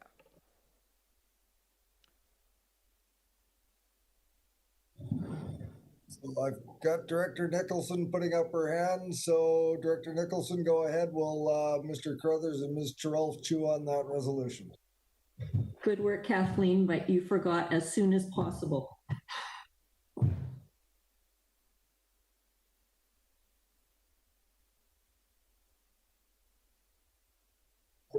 Any thoughts from Ms. Terrell for Mr. Carruthers? Thank you, Mr. Chair. I just wanted to add that I think staff are happy to do that and to report back to you. And one of the things we'll do with that is talk about the harmonization of the development permit areas, because I believe that there is an opportunity to, well, there is a high likelihood that we'll have a better regulatory regime in place once the harmonized OCP is in place, with updated development permit guidelines, which include development guidelines for aquifer protection. And so I'm going to stop there because Coralie would be able to do a much better job than me to speak to the specifics around that particular development permit area. Thank you, Ms. Terrell. If I go to Director Smith. Do we have any way of moving the development permit areas forward prior in advance of the MOCP? I think those are areas obviously that this is fitting under and is missing right now, that piece. So maybe because Ms. Breen's not here, we may not have an answer to that, but is that a possibility that we could move those first along, because we would be able to protect and have more protection in some areas? Ms. Terrell. Mr. Chair, through you to Director Smith, I would like to say that I think that it is staff's intent to prioritize development permit areas, and Coralie's graphic this morning would have sort of explained that. And you know, when we report back to you, we can provide a little bit more clarity. There is obviously this harmonization process going on with the development permit areas. There were a lot of you know, inconsistencies that were found in the review, and you know that it was comprehensive because you heard how that went, and so you're going to have you know, a good set of guidelines you're going to be in a better situation once that harmonized OCP is in place. It's going to provide a good baseline that's only going to get better as those guidelines improve, but I'll stop there. Thank you for that. And I'm just going to sort of wade in here and suggest that we just literally moved the HOCP, MOCP forward this morning. And I think tweaking of that now probably wouldn't be the wisest thing, especially when we've got staff saying that they're going to come back to us with some updated timelines and work. So I was hoping we could get the calling a question on the resolution, but Mr. Carruthers, please help us. Yes, Mr. Chair, you have a resolution, and I have an alternative resolution if the director and the committee wants to consider it moving forward. How do you feel about hearing Mr. Carruthers' resolution, and we could weigh the two? I got a couple of thumbs up here. Go ahead, Mr. Carruthers. Okay, resolution that staff prepare a report that identifies opportunities for regulating land use in Area E in relation to concurrent planning initiatives in the electoral area. That would include our Coxsila plan, our harmonized OCP, would, as you said earlier, tie it all together so that we can, and I would look to Ms. Gerald to see if that's a reasonable approach. Gerald? Mr. Chair, that sounds reasonable to me. Okay, I was just gonna, we got Director Nicholson and Director Kuhn. Just before Director Nicholson starts speaking, from a procedural perspective, we're gonna have to defeat her resolution and then go with a new one, but that's what I was recommending that we do. I'll go to Director Nicholson. Thank you. I just, I'm wondering about this area E, because really it's not just area E. Supplement the Coxsilo watershed as opposed to just area E, and that'll work. We don't have that resolution on the floor yet. I think that's important.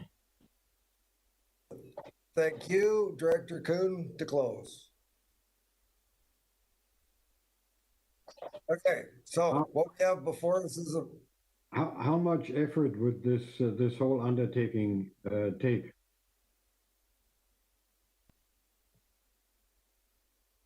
Ms. Terrell.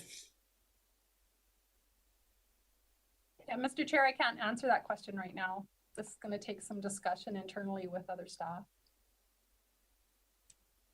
It seems to be a decent compromise. I'm going to go to Ms. Harrison and then Director Kuhn, go ahead and finish.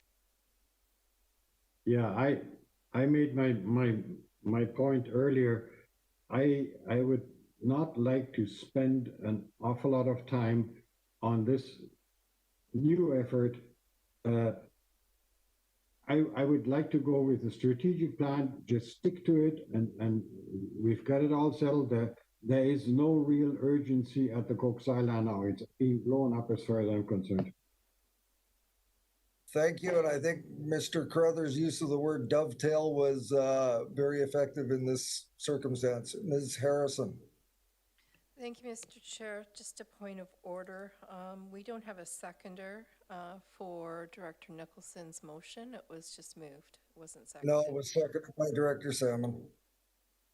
So it was duly moved and seconded. So I'll go to Director Yanni DiNardo.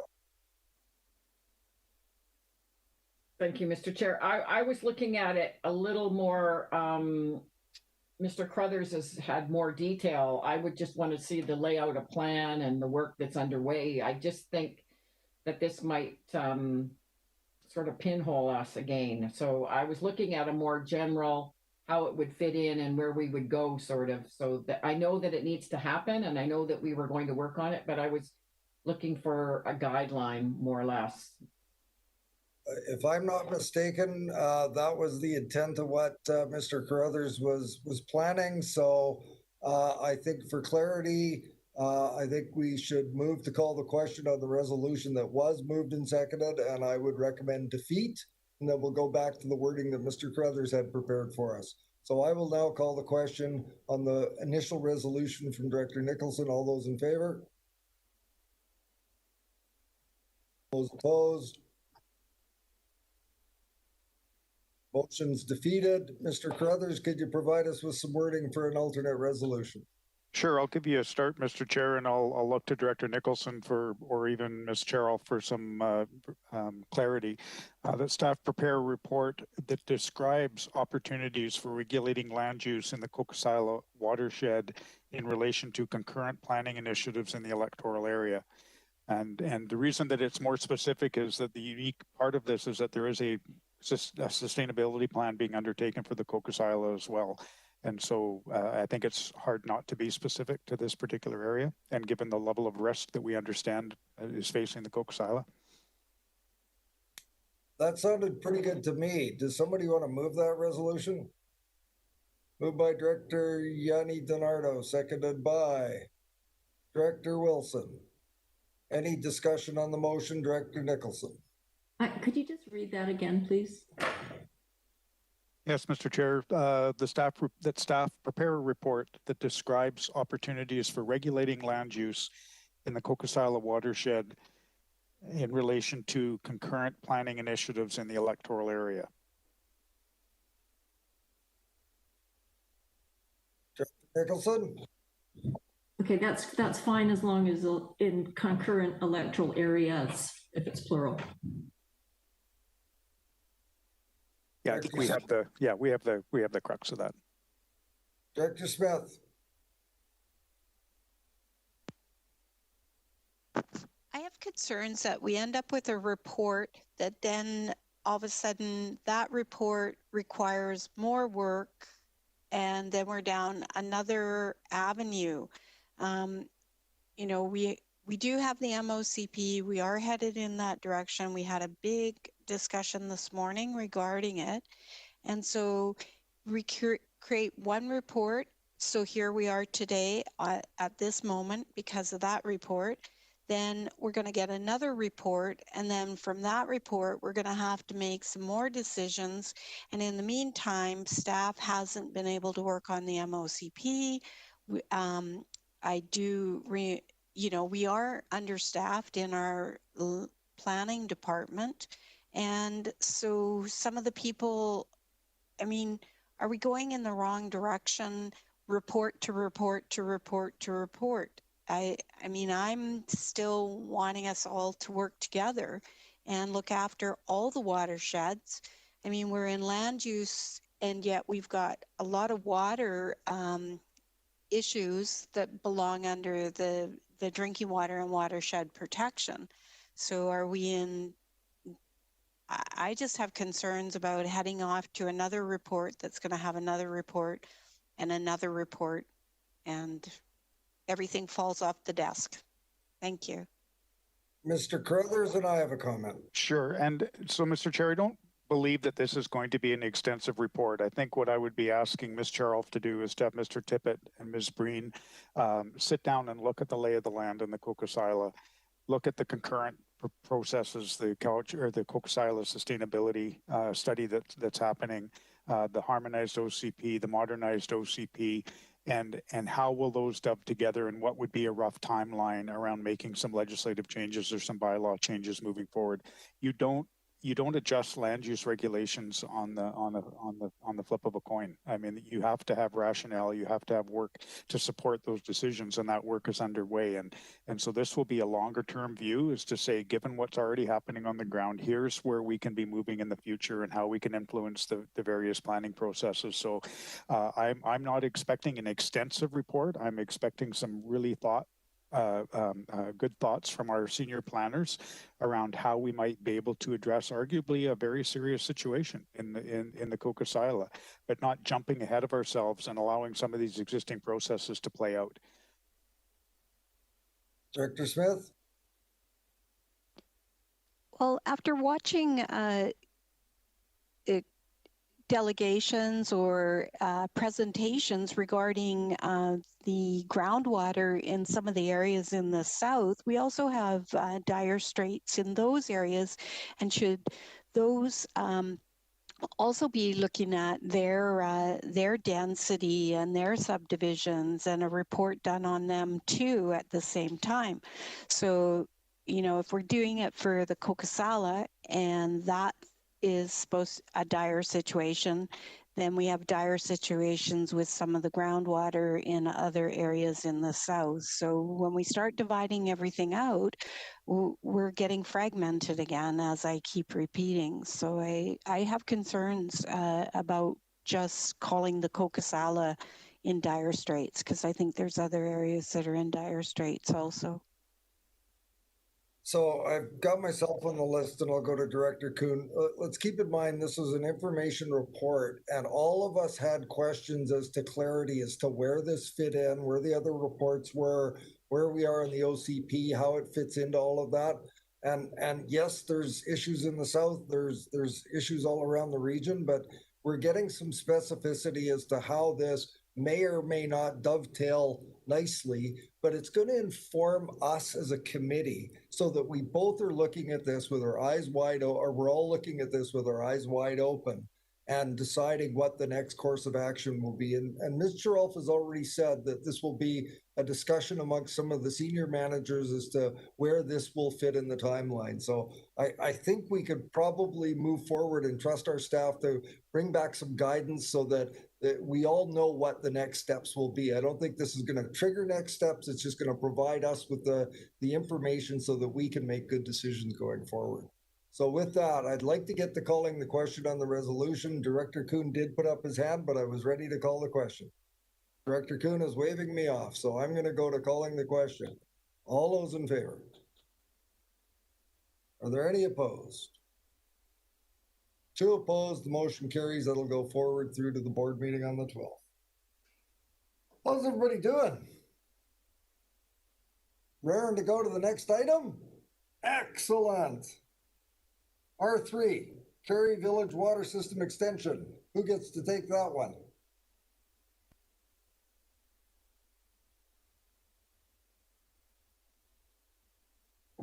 Director Salmon's thinking he might move the recommendation. I'll move the recommendation. Wow, seconded by Director Acton. Any discussion on the recommendation? The recommendation is that it be recommended to the board that the Kerry Village Water System Extension Agreement with 1165725 BC Limited for completion of the works be approved. Any further discussion? Seeing none, call the question. All those in favor? Are there any opposed? Mr. Dennison, your mic's on. You're welcome. Thank you, Director Salmon.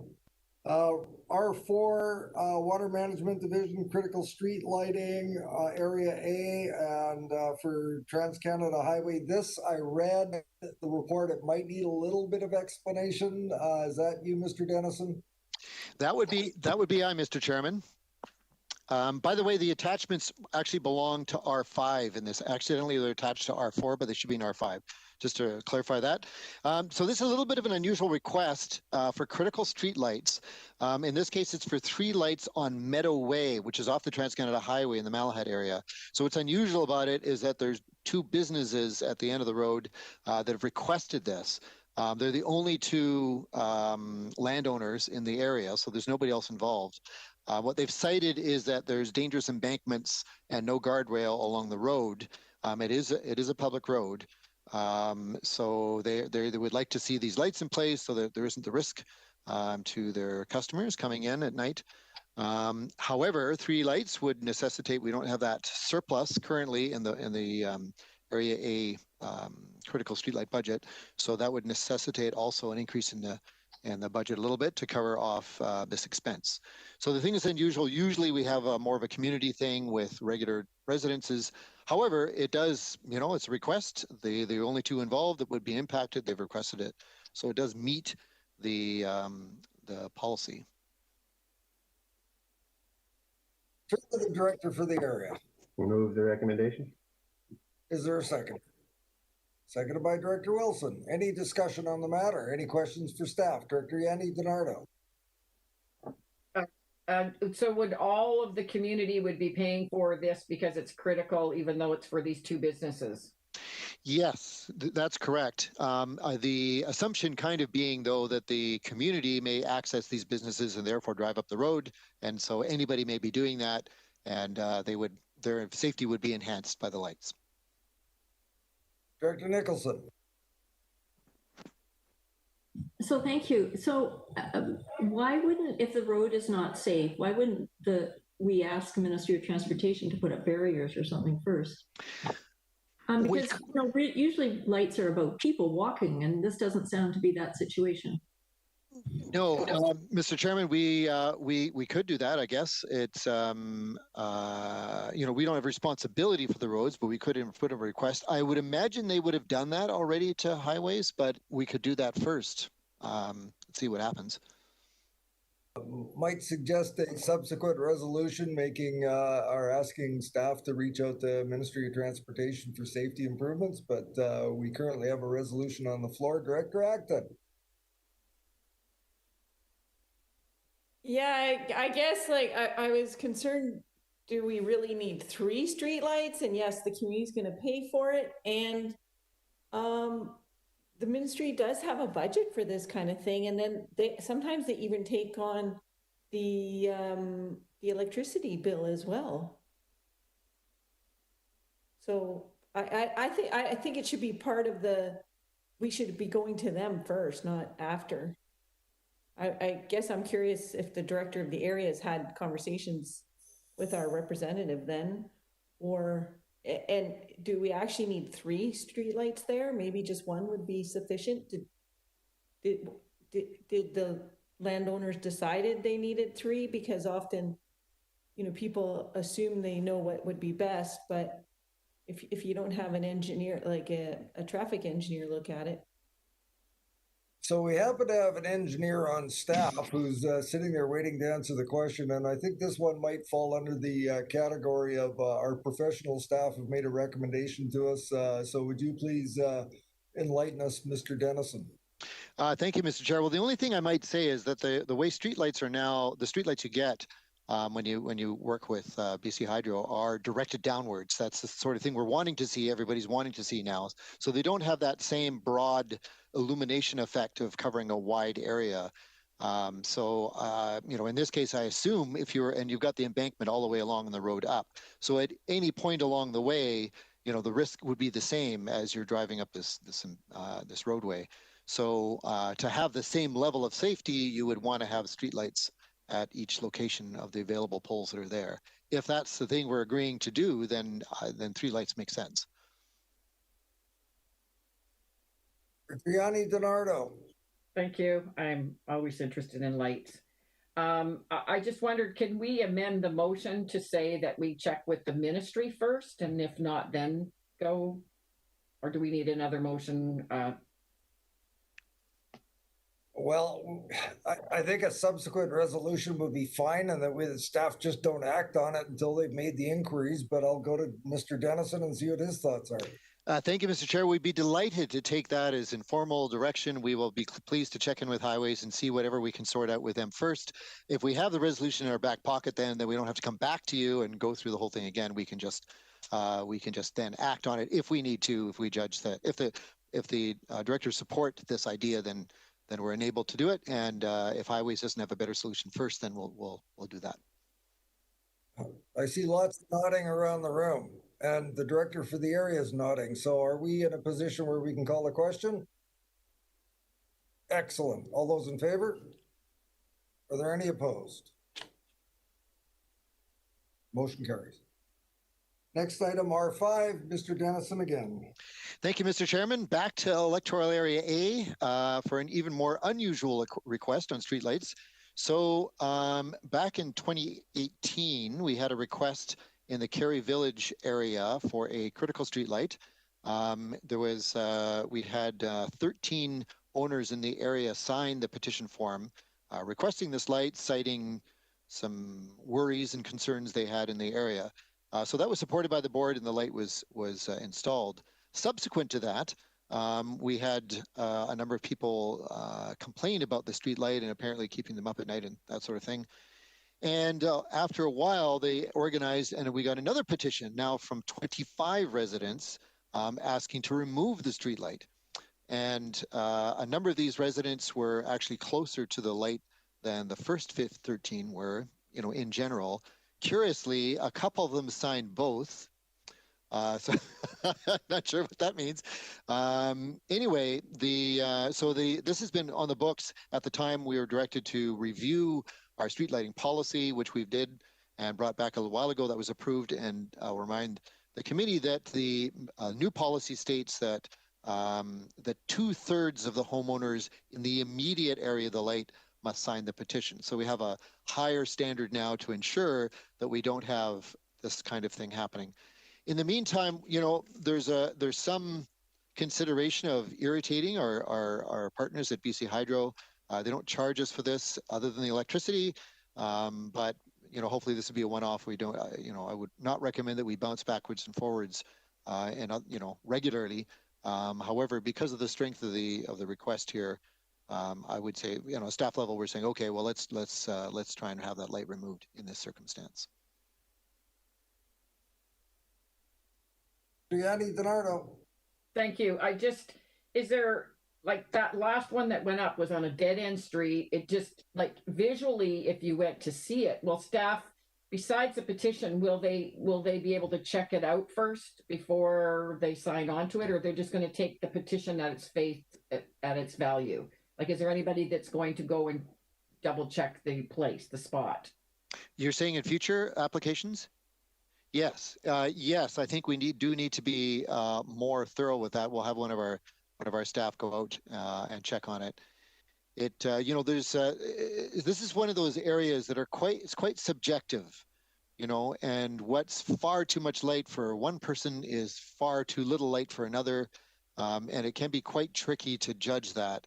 you know, in any kind of objective way. So, you know, I don't know. And in this case with the, you know, originally you know, seemed to be a number of people quite concerned and anxious about not having enough light. You know, it seemed okay. Why would we second guess it? But with the higher standard, then we can say to them, no, you got to get 2/3 in the immediate area or we're not proceeding. So at least that hopefully would help, as well as a check. Director Salmon. Yes, thank you. So, as you can imagine, I've heard about this one a few times. I have been out several different times of day to check, and I'd just like to thank staff for their work. I think this will be a successful resolution of the problem, and I'd like to move that recommendation.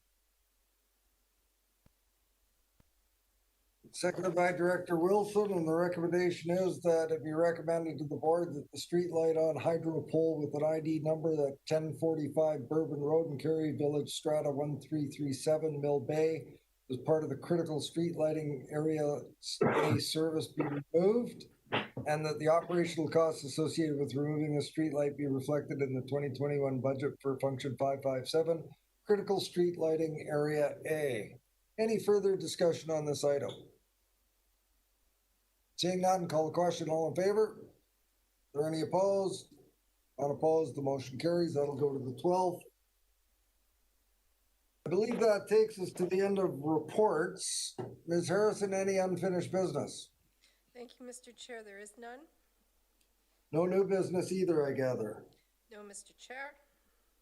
Question period, Ms. Harrison. I have 2 submissions, Mr. Chair. Proceed.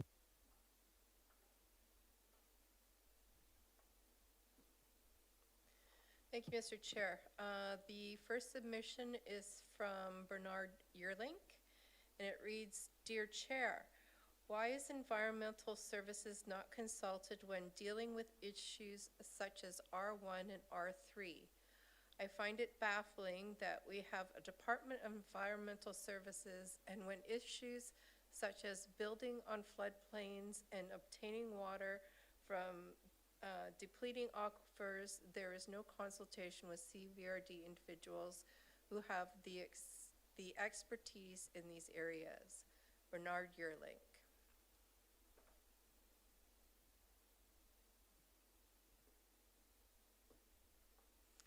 And the next submission is from Susan Kaufman. Hang on a second. I wasn't pressing the button. I was trying to answer.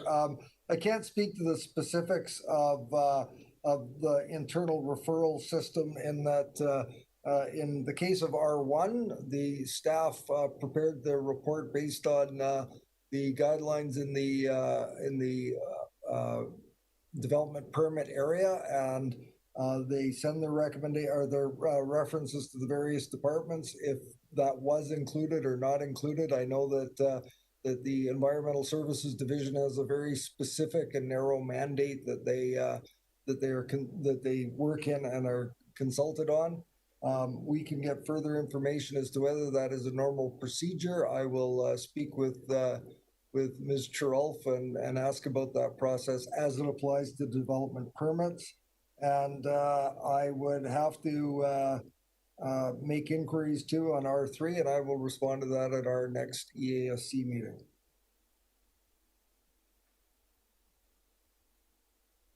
Proceed with the next. Thank you, Mr. Chair. The next submission is from Susan Kaufman, and it reads, Good afternoon, Mr. Chair. I noticed several discrepancies in reference to the public input policy discussion at the start of the meeting and at the time of extension. As per the current public input policy, it says please see attached. The public input policy statement as posted on the agenda is not in step with the public input policy dated June 26, 2019. The public input policy is extendable by 2/3 majority vote. Neither the official policy or the public input period, as noted on item 4 on the agenda, have a date and time for submission requirements. Additionally, suggest the points and questions are also applicable to question period. Mr. Chair, can the public have one, clarification on the discrepancies between the policy and agenda statements as noted above? Follow-up, when will the EASC board approve an opportunity for the public to participate in a virtual mode? It was clear from submissions today that the public does not feel they are adequately represented in the present format. And number two, Mr. Chair, there was significant discussion around interim planning for the Cook Silo watershed. It is a critical issue for the users and has been a long-standing issue in the much-delayed Area E OCP, but also impacts the other elected areas. Why is the Land Use Services Department still short-staffed 2.5 years? And follow-up, is the continued staffing issue is negatively impacting the business on the CVRD, and if so, what is being done to rectify this shortage? Respectfully, Susan Kaufman.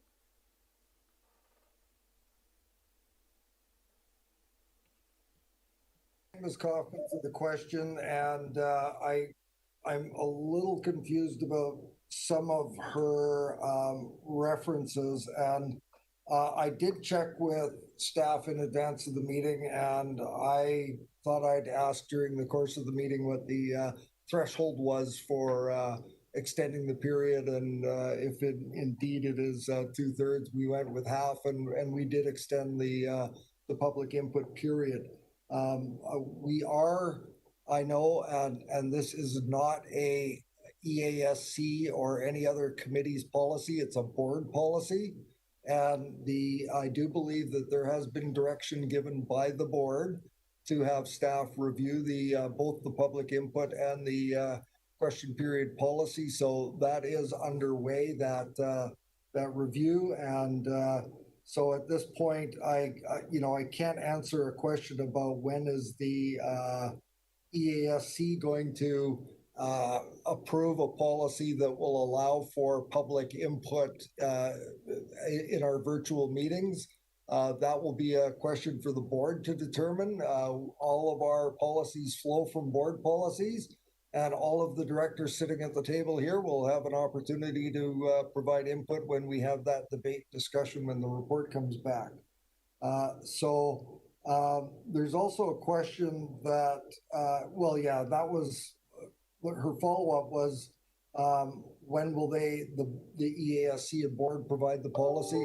I know that staff are working on it right now, and it will come back to the board. And again, that policy will flow to the standing committees that flow from there. The questions around Land Use Services Department being short-staffed, I'm not passing the buck. It isn't a question for a chair of a committee to be answering.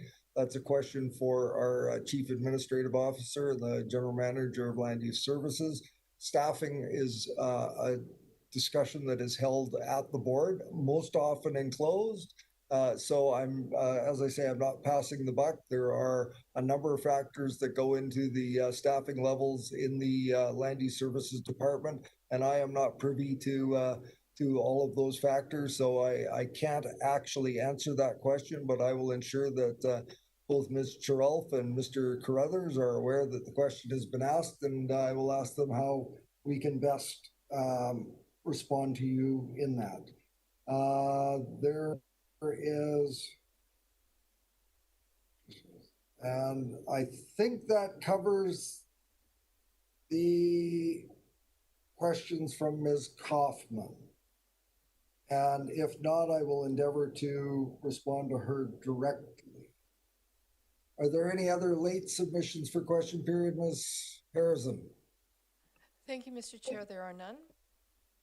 Thank you. Question period completed. There is no closed session for today's meeting. So that brings us to a motion to adjourn the meeting. Moved by Director Yanni DiNardo, seconded by Director Kuhn. Any discussion? All in favor? Any opposed? Not opposed. The motion carries. Thank you very much, everyone. That was a very long day, and drive, or you won't have to drive safe going home. Most of you are there. So have a great evening, and we'll see you next time. Thank you. Thank you, Mr. Chair. Good night.